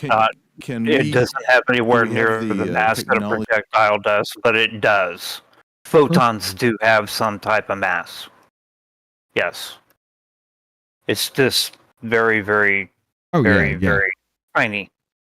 I got to go help with something. I'll be right back. Okay. Yeah, photons do have an atomic mass with it. Like, before you go, don't turn your camera off or anything. Just leave it or mute your mic, because if you turn your camera off, it fucks everything up. Yeah, I wasn't going to turn the camera off. I was just muting my mic. Okay, cool. I help produce streams of rocket launches. You think I don't know that already? I apologize. All right. Technology to discover that there is UAVs in the neighborhood of our bases. Yes, Congressman, we do. Okay, and can we track? If a UAV's there, can we track it? We have the technology to track it. Yes, Congressman. Okay, and then you could interdict it if you chose to at every base. We have different options for interdiction, Congressman, across a spectrum for the commander to use their best judgment. But you could interdict if you chose, if you so chose, and you have authorities under 130I, perhaps, depending on the command chain there, right? I mean, you could make that point, right? Depending upon the installation, whether it's a covered installation, Congressman, you would have the 130I additional authorities. But as the Admiral has said, there's always the ability to respond if there's hostile intent for that base commander. But you have to determine hostile intent, and that's the problem, right? Admiral Spadero, could you explain how unauthorized drone activity, even when it's caused by recreational or commercial users, diverts critical security resources away from responding to legitimate national security threats, please? Yes, Congressman, thank you for your question. If we go back to New Jersey and you know, that activity, once the FAA put the temporary flight restrictions in place, and there was, you know, very broad and comprehensive coverage of that by the media. Many of you spoke about it. Many of the members of Congress have talked about the anxiety that was building in the community due to the high level of sightings. Once that word got out, that public messaging about responsible drone use, once the word got out about the flight restrictions, we saw a rapid decline in the number of sightings. The drone activity essentially went away. And we don't want it to get to the point we have to do that every time. If we can message to the public that responsible commercial and recreational application of your drone is an imperative to prevent diverting our attention and our resources, both from investment, training, and response, we're going to be better at defending the homeland. But if we have to continually be aware of negligent drones flying into our base, it is going to divert attention. That's not to say that we don't need to address this threat, because as was brought up by this committee, and we agree with, our adversary has demonstrated that they will use this type of activity for unauthorized surveillance, for espionage. Yeah, and let's add to that for a second, and that is the coupling of AI, which is moving rapidly forward and providing autonomous navigation, obstacle avoidance, deep learning, computer vision, easier to become weaponized, real-time image recognition, Muffin, target identification. This is an hour and So 26 minutes. I would like briefly, And they didn't if you start could, till like 30 minutes either one late. of you want to talk about We've the just paused a threat lot. of AI going to, coupled with drone technology, to become an increasing, actually exponentially increased threat to our national security? Congressman, it's a great question. Thank you for that. On the policy side, we need to make sure that our regulations internally at the DoD are streamlined to the extent that we stay at pace with the threat that we face outside the fence line of our installations. We need to make sure that we are giving the commanders on the ground clarity on what they have for authority and providing them the capabilities to counter those threats. Now, I think the Admiral can speak better as far as what is actually being developed at this time and how far ahead we are in counter UAS technologies. But as far as the policy purview is concerned, I know from the Secretary of Defense front office down, we need to give the warfighter every capability they need to keep our service members safe. I know that I'm not going to have time to hear your answer, Admiral, sorry, but with regard to the policy, I would ask that you work with the chairman of the subcommittee on policies that need to be rewritten, perhaps through legislation that we can do to facilitate defending against this combination of AI and drone technology, which is advancing very rapidly. And Mr. Chairman, to that extent, I have some unanimous consent request, if possible. So, Yes. Yeah, the first one is autonomous ascent, how AI is reshaping the future of the UAV industry. Another piece, mystery drones swarmed a U.S. military base for 17 days. And next one, what we know about the Langley Air Force Base drone incident. Without objection, so ordered. Thank you, Mr. Chairman. Thank you. I now recognize the gentleman from Texas, Mr. Cloud, for 5 minutes. Thank you, Chairman. Thank you for bringing up this very important topic that's very timely. And thank you, Admiral, especially for your service and those in uniform behind you for what you do to protect and serve our country. It occurs to me that we're discussing this issue, but it seems to me like it's as much a system of some of the bigger issues we've seen at the Pentagon in regarding our stance just on the world stage, in the sense that, you know, I wish we were talking today about how advanced we are and how forward-thinking we've thought about this, and that we've invested in these new technologies, and that we're leading the world in it, and when we look at drones and drone incursions. But yet, for me, you know, I've considered that funding our defense is our #1 constitutional duty in Congress. My biggest concerns have been that sometimes we are funding legacy systems that are outdated as opposed to investing into where the puck is going. Jennifer, thank you for the $5 dono. Damn it, Richard, now I'm torn between a blood eagle or my favorite wood chipper. I'm just saying. The level of disrespect in a blood eagle, people know. A wood chipper, yeah, you just run a hose everything and sweep up the remains.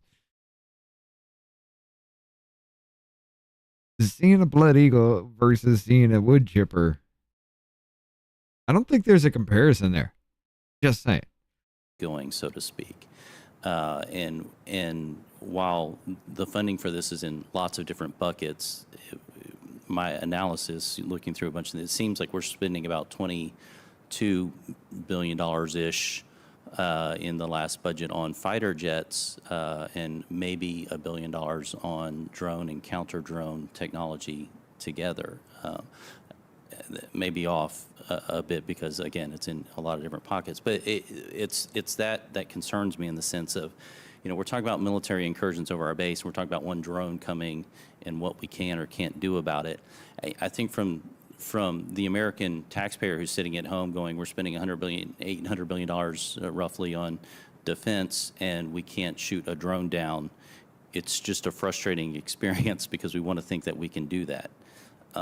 So, as has been mentioned, us needing to do our job to make sure that you have the capabilities to do it. But I would also wonder how much of this is a little bit of a reactive stance in command, being more concerned about CYA, so to speak, as opposed to protecting the assets and the intelligence and the information that is available on that base.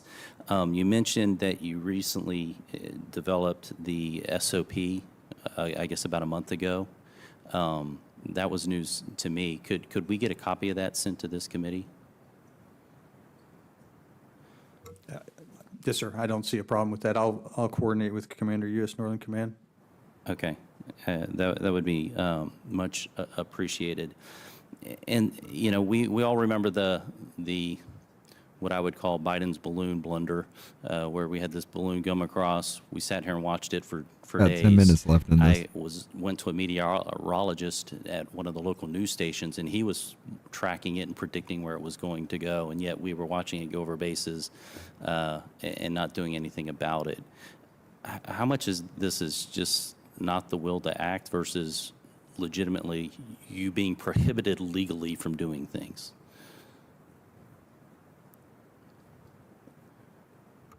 There's a difference between not having a clear authority and being prohibited from doing something, I guess is what I'm trying to drill Yes, down. Congressman, that's a great question. For us on the policy side, we seek to clarify the authorities for base commanders so that they understand exactly what they are able to do. And as you pointed out, sometimes there may be a little bit confusion because of how the language is given out or guidance is pushed down to the lower levels.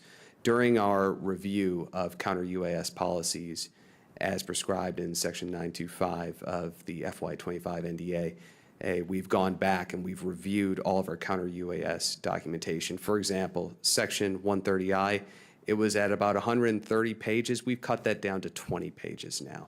So we're looking to streamline our processes as much as possible so commanders understand what they have for authorities. That's certainly very helpful. And I guess, if I could convey kind of the angst to the American people, we're looking at this and thinking, okay, there's drone incursion into the United States.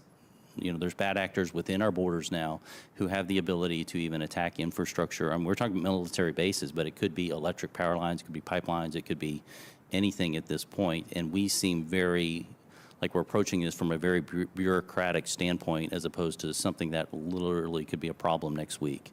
And I'm wondering what we can do and what we can help you do in the sense of urgency that could be needed.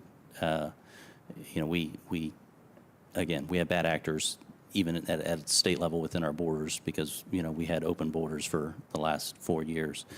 So the terrorist activity that's now in our country, bad actors from other state that don't have the best interest of our country in mind are here with this kind of capability. And what can we do to speed up this process so that it's handled with the urgency as opposed to kind of like this curious bureaucratic question that needs to be resolved? That's a question. What can we do to speed it up, both from DOD and from Congress's standpoint to support what you need? Thank you for the question, Congressman. We have a legislative proposal working through the Pentagon right now focused on 3 areas where we could improve Section 130I. In the Department's opinion, we don't want this provision to sunset. We want to make sure that the authorities continue forward. There is an expiration date on 130I authorities next year. We also want to expand the locations and missions covered under 130I. As we've discussed today, the bases are not all covered. Not all installations qualify as one of the 9 mission areas under 130I. So we'd like to expand that to cover all installations. And then we'd also like to facilitate data sharing, because right now, data sharing from the DoD side is limited only in the pursuit of a legal case against a particular individual or group. We're not able to share data with our interagency partners to improve our tactics, techniques, or procedures. And to your point, Congressman, earlier about driving cost efficiencies, being able to share data to produce better technology would help us be more efficient with taxpayer money. Thank you for that. The gentleman's time has expired. The chair now recognizes the gentlelady from Florida, Ms. Luna, for 5 minutes. Thank you, Chairman. Here's what every American needs to know that's watching this currently. In 2024 alone, 350 drones were detected flying over our military installations, over 100 to be exact. And that came straight out of the mouth of General Gregory Gillett, commander of NORAD and U.S. Northern Command. These were not just toys, these were intelligence gathering, signal jamming, and potentially weaponized drones. These incursions happened while the Biden administration sat on their hands, allowing bureaucracy and interagency dysfunction to run the show. I see a lot of military here right now. You guys all know that bureaucracy many times can be our worst enemy. Now that President Trump is back in office, thank God, we finally have strong leadership again, but cleaning up Biden's national security blunder is no small task. Our military installations are still extremely vulnerable. As hearing just sitting here from other, some of my colleagues, we have the CCP, Iranian proxies, Mexican cartels, they all know this. We are here today to fix that, and let me be crystal clear. As I'm sure many of you would agree, if you are flying unauthorized drones over military installations, you should expect it to be shot down. Don't expect Uncle Sam to pay for it either. My opinion is play stupid games, win stupid prizes. Now, Admiral Spendro, I've heard directly from General Gillett in February, 350 drones incursions over 100 military installations in 1 year. I know that this is not your fault directly, but this is a massive security gap and an utter failure. Under current authorities, what is preventing base commanders from neutralizing these immediately, in my opinion, going out there with a shotgun and shooting these things down? Exactly what you brought up, 124 in. Yep. Well, thank you, ma'am, for the question. I wish it were as simple as shooting it with a shotgun, but it's not. Depending on elevation, but what's stopping it? Is it still the bureaucratic red tape and sign-offs? Because in my opinion, No. if you're flying something like this that can collect jam communications, maybe carry explosives, collect surveillance on classified systems, I don't think that you should have to be required to make a phone call. I think that if you see it, you should shoot it down. Yes, under 130I, unauthorized surveillance would meet the standard. While I love that fucking thought, you remember the balloon debacle? What if somebody sends up a drone and they're just flying along having fun, and then all of a sudden we just shoot a rocket out of nowhere to knock it out the fucking sky? We already spent, what was it?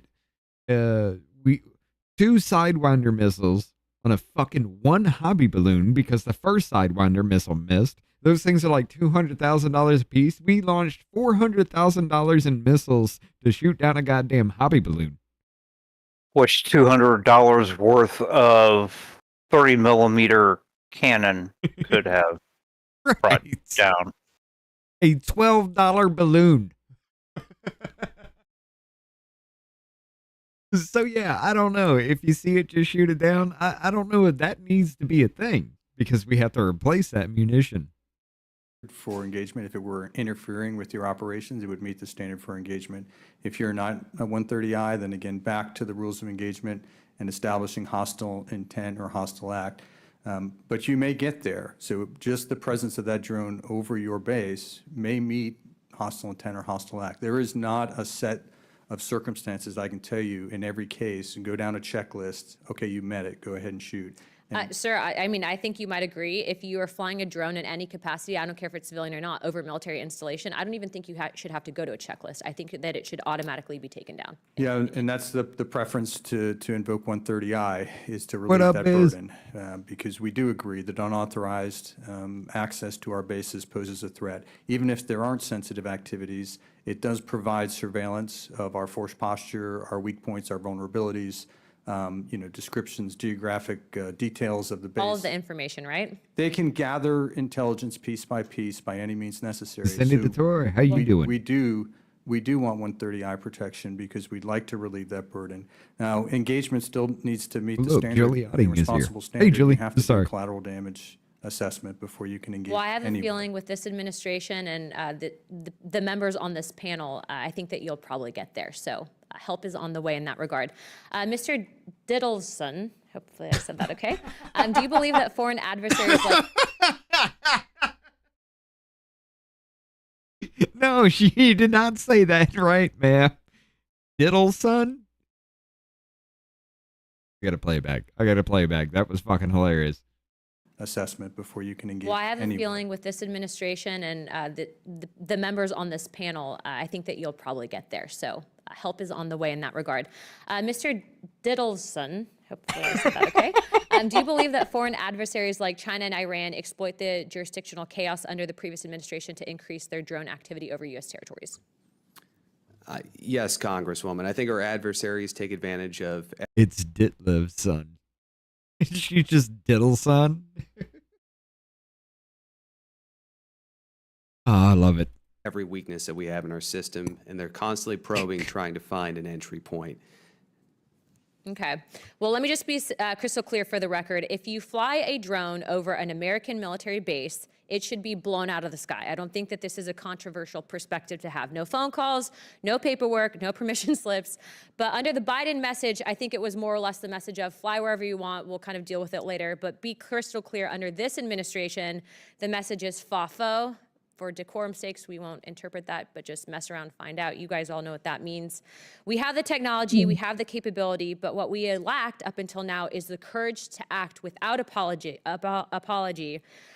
This isn't about drones, it's about deterrence. It's about restoring the kind of unapologetic strength that keeps our enemies at bay and our warfighters safe. I yield my time. Thank you guys so much for being here today. You guys look great in uniform. And you do too, ladies. Thank you. That's why I love that woman. She is effective not only in bills, but in these committee hearings. That Diddleson was actually probably a mistake. If not, that was a funny-ass uppercut to the fucking ribs. But yes, that's why I love that The woman. way she said it, I think she wasn't sure how to pronounce it because it came out more as a question Right. than a statement.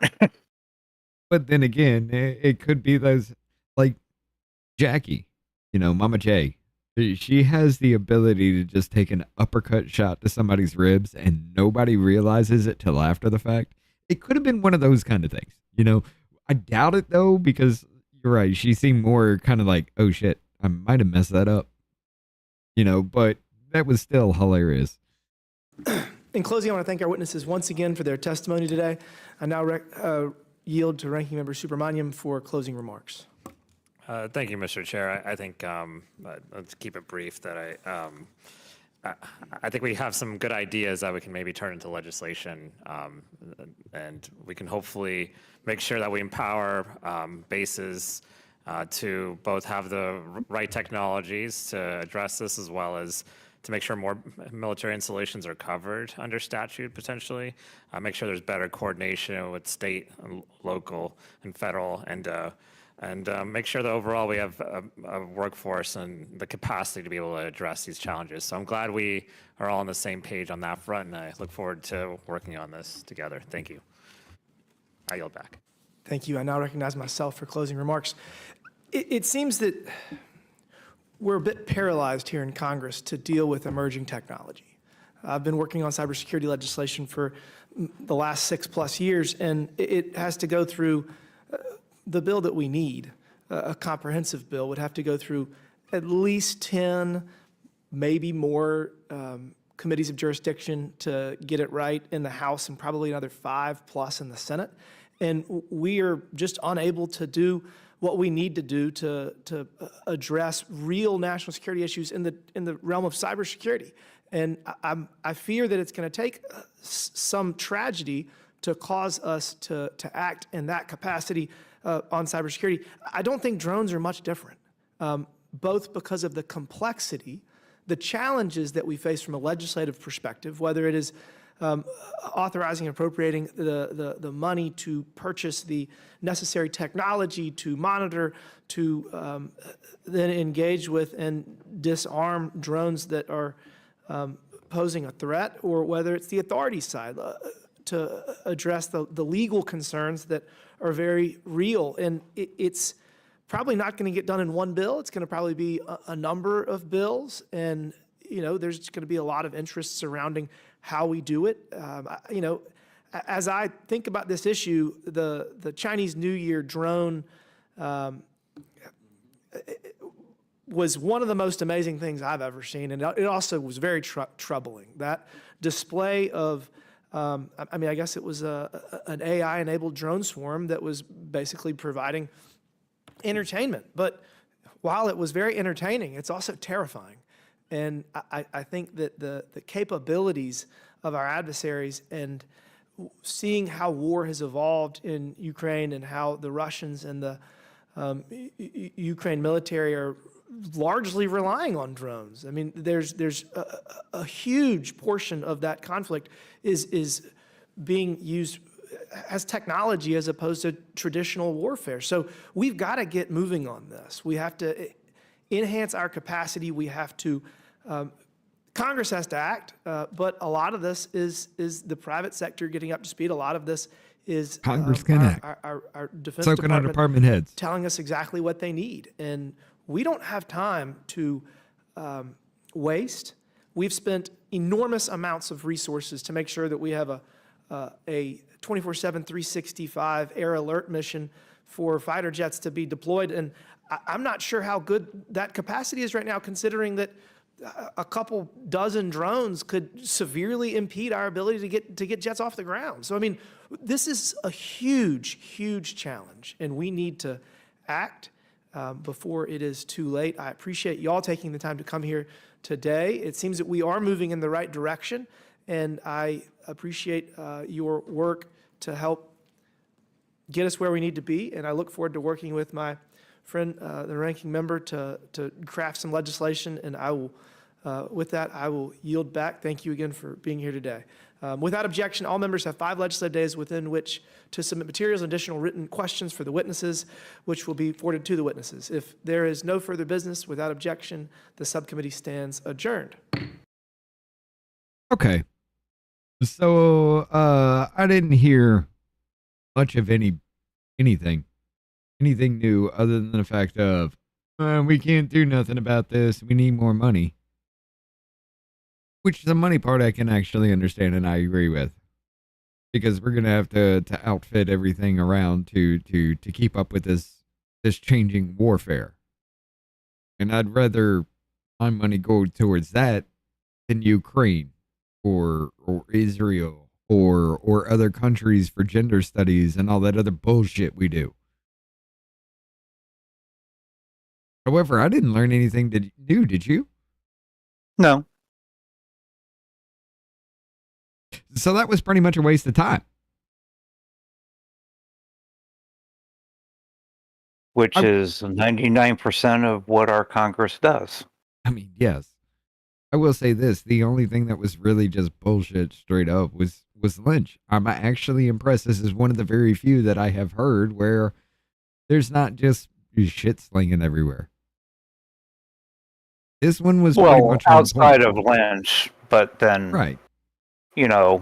Lynch is basically a howler monkey, so. Pretty much. I mean, God, he does have that look. A hairless howler monkey. An alopecia howler monkey. Because he does have hair. It's just not all there. Kind of fucked up. I do not apologize, though. But, Rick, you sent me this story. We're going to hit this story. I'll save the story from Haley Kennington tomorrow. But you sent me this story. All right. So, I'm going to read a little bit about this. And then I need you to guide me through this because you were the one that brought it to my attention here. And I haven't looked into any of this except what we were talking about, like just giving a little rundown of the situation beforehand. But a high-ranking State Department official pleads guilty to embezzling over $650,000 in shocking abuse of taxpayer funds. High-ranking official at the U.S. State Department has pleaded guilty to stealing more than $650,000 in taxpayer money and the media is barely covering it. This comes from what? Gateway Pundit, yeah. Levita Alumet, Farrier 64, Montgomery Village, Maryland, also known by her alias as Levita Brezovic, admitted in federal court today to looting. This was actually April 30th. Okay, so that was today. In looting $657,347.50 from the State Department over a 2-year span while working as senior budget analyst in the Office of the Chief of Protocol.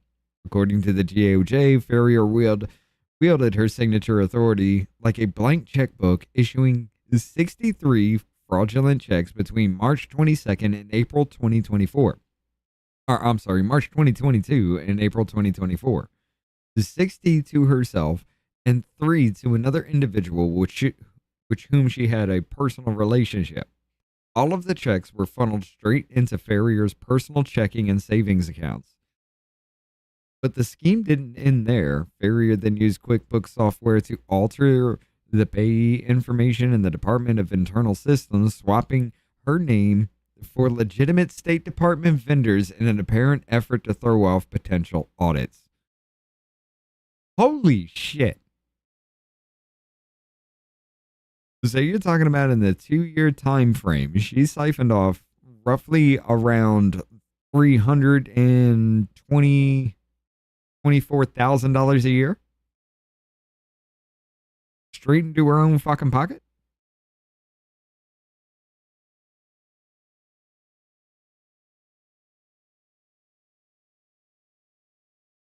Oh, he's reading some.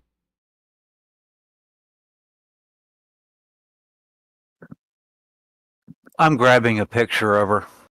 Oh. Since they didn't have one in the story. It's going to be one of those. It's going to be exactly what you think it is, isn't it? Well, let's see. That actually comes from U.S. Attorney D.C., former State Department budget analyst, pleads guilty. Oh, shit. Anyone casually reviewing the records wouldn't see her name unless she accessed the audit trail, a clear case of intentional deception and premeditated fraud. Despite the elaborate scheme, Farrier's actions were eventually exposed, but not before she had helped herself to more than $500,000 in taxpayer funds. God damn. Okay, not what I expected. Not what I expected. I thought this was going to be some of those crazy-eyed looking. You know who she reminds me of, just first glance? Who was the woman that played that Rita Hooker in Idiocracy? Yeah, she does kind of. Maya something. But yeah, she's just got that look. She does kind of. But this bitch took $350,000 of your fucking money. Oh, she did more than that. Not only did she write the checks to herself, but then she used her access to go into the government records and change the name of the payee on the record in the computer system to hide it. Right. I'm sorry. It was over 600,000. But yeah, I mean, that was clear and intentional. Now, like you were saying beforehand, this woman was actually put under the Biden administration. So either she felt like she got the balls later on, and this is more than just like, hey, funneling over time, this is blatant, clear, 100%, or she immediately took office and started this shit. I mean, it does cover from March 2022 to April 2020. When did she come into office? Do you know? Well, she was appointed by the Biden administration in 2022. But take a look at when it stopped. April of 2024. Yeah, who walked into the State Department after President Trump came back into office to start doing audits in April of 2024?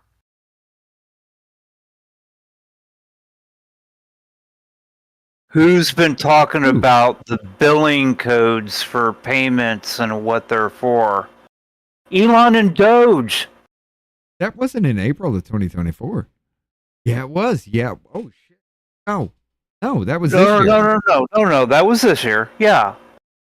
That was so. Why did it stop a year beforehand? Unless that's when the investigation started. Oh, I'm sure an investigation started then.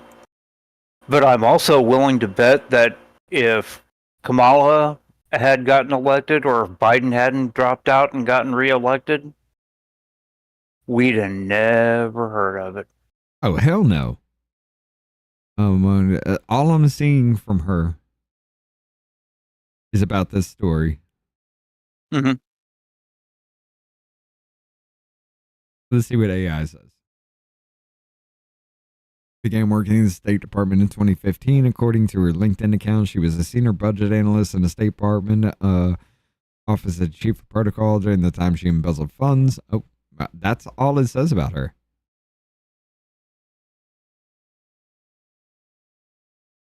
Son of a... All right, for shit like this, like, you have to be held to a higher standard. I'm pretty sure that since this information just broke today, nothing about like sentencing or anything has ever been done. That's going to take some time as far as that goes. But you have to hold these people to a higher fucking standard. Oh, look at that. Gov salaries. Click on her name on that. Let's find out how much she was making while she was stealing this. 102,000 a year. I mean, come on. How does fucking AOC become a fucking bartender and then in a couple of years she's a fucking millionaire? How did Nancy Pelosi make all her goddamn money off what, 200,000 a year? Keep going down. She was a GS-13 making 102. Number of employees, that was 2019, she made 112. The median average, yeah. Highest paid on the same job, 246 to Richard Taylor. Huh. This is actually pretty interesting. Go back up. Stop. Who in the hell names their daughter Sneed? Kristen Taylor Sneed. Sneed. Kristen Taylor. Hey, I had a teacher named Mrs. Sneed. She was an evil bitch. A last name I could see. Oh, this is somebody who hated their child, because that sounds like some kind of B-list celebrity actor shit.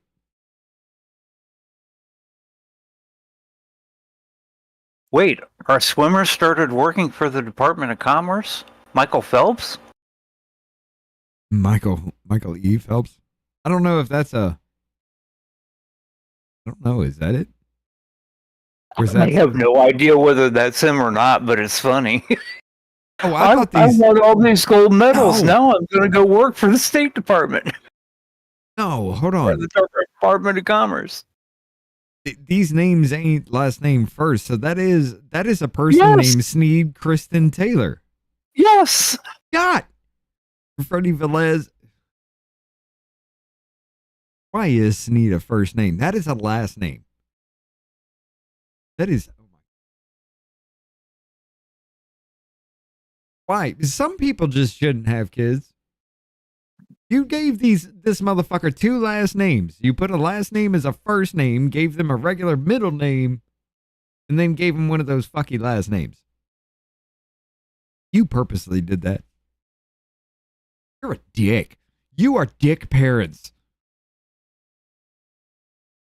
Anyway. No, the dick parents were the parents that named that little girl Shathayed. Did you ever hear Lewis Black talk about that? Shathid, yeah. Shathayed. Shithhead.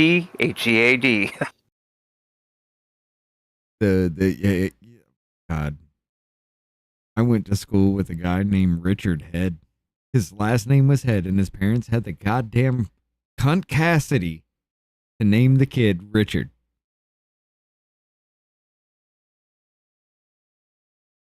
I don't know why my grandfather was not in the room when after my dad was born, when the paperwork was filled out. I really don't. All we can figure is grandma was on pain meds and didn't understand the questions they were asking. But my dad's legal name, you're going to love this, Richard, don't drink. I don't want to kill you choking. My dad's legal name was Richard Dick.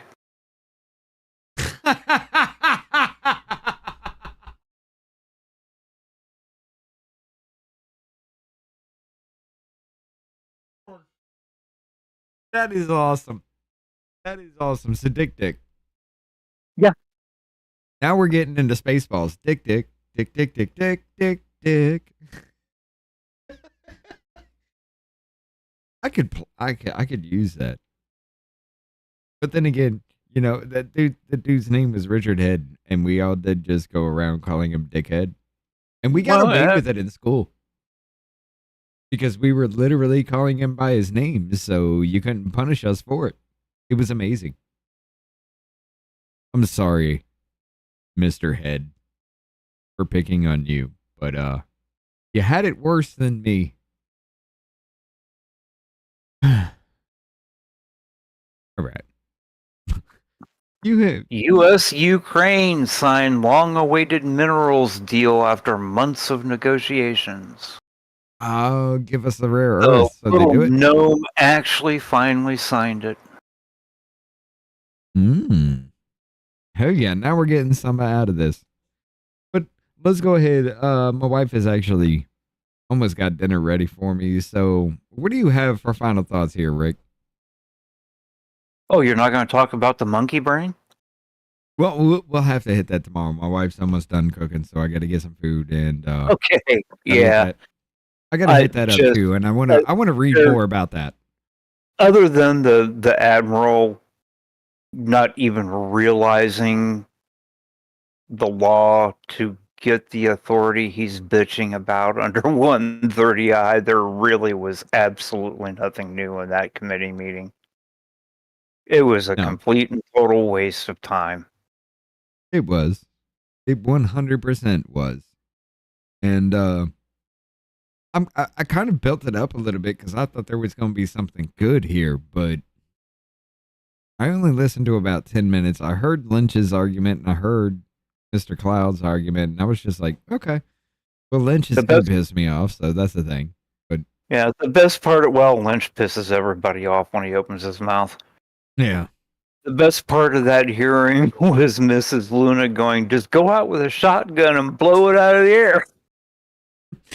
I mean, if it comes to a certain point within the boundaries of the military base, I understand that. But, yeah, I mean, come on. We got Redstone Arsenal and people live outside of Redstone Arsenal within a certain distance. It's very, very, very close.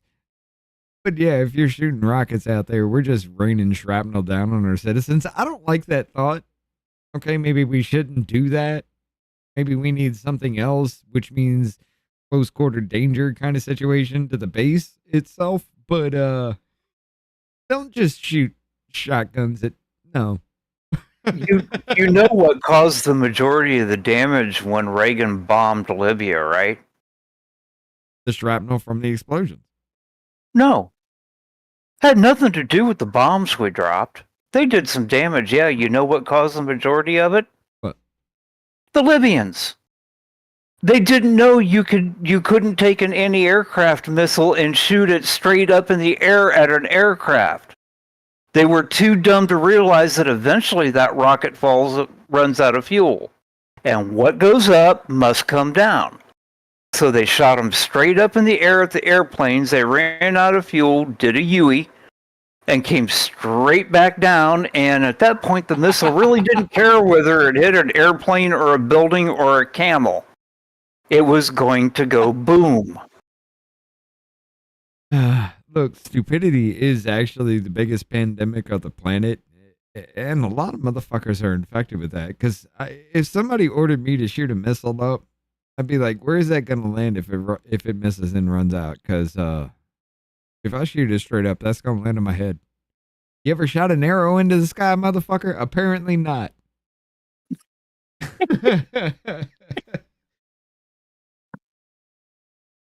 Well, other than that, like you said, that was a big waste of time here. And this story you gave about the State Department official that really kind of pisses me off. I think I'm gonna look a little bit deeper into that because that's just gonna get me in the mood to just rage the fuck out. There might be a part 2 about this coming. Well, there's going to be a part 2 about this coming because I want to find out exactly what this bitch was sentenced to. And if she don't get made good fucking time, I think if you go down towards the bottom of the story, it says she hasn't been sentenced yet. She entered her plea, and the judge, September 18th is when her sentencing is scheduled. oh goddamn, that's a week after my birthday. Maximum sentence of 10 years. If this bitch don't get the maximum sentence, I'm gonna be pissed. I want to know why they only got her for theft of government property. She also falsified and altered government records. She went into the computer system and changed the name of who the money went to. Right. That should be oh, That should. I'm willing to bet they dropped that as part of the plea deal. probably because she did plead guilty. So yeah, they probably dropped that charge altogether. God damn it. She agreed to pay restitution and accept a forfeiture money judgment in the amount she stole. Okay. Now, you want to know what irritates me the most about this story? What did they charge her with? Theft of government property, but it's my money. She didn't steal government property. She stole our money. Well, I mean, we gave it to the government, so therefore it is in the government's hands. 9/10 of the law is possession. The So governor is the custodian of it. They're not the owner of it. look, she had to take a fall for something. Damn it. Okay, you take your paycheck and you deposit it in your bank account. Does the bank own that money? Hell no, they're the custodian of it. You own that money. Right.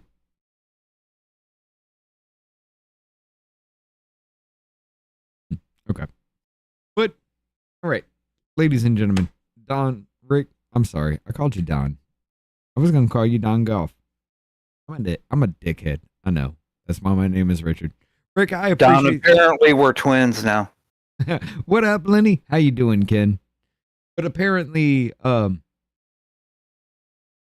was that? Oh yeah. That.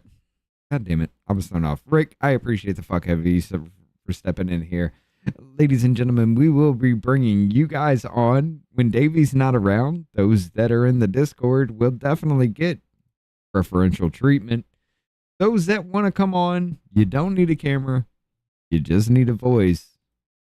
You can speak your piece to a certain extent. More so when we're on Rumble only. But we will be bringing more of this to you and more conversations that we may have. Let me grab the link for the Discord and give it to you both in chat. Nope, I did not copy. My bad.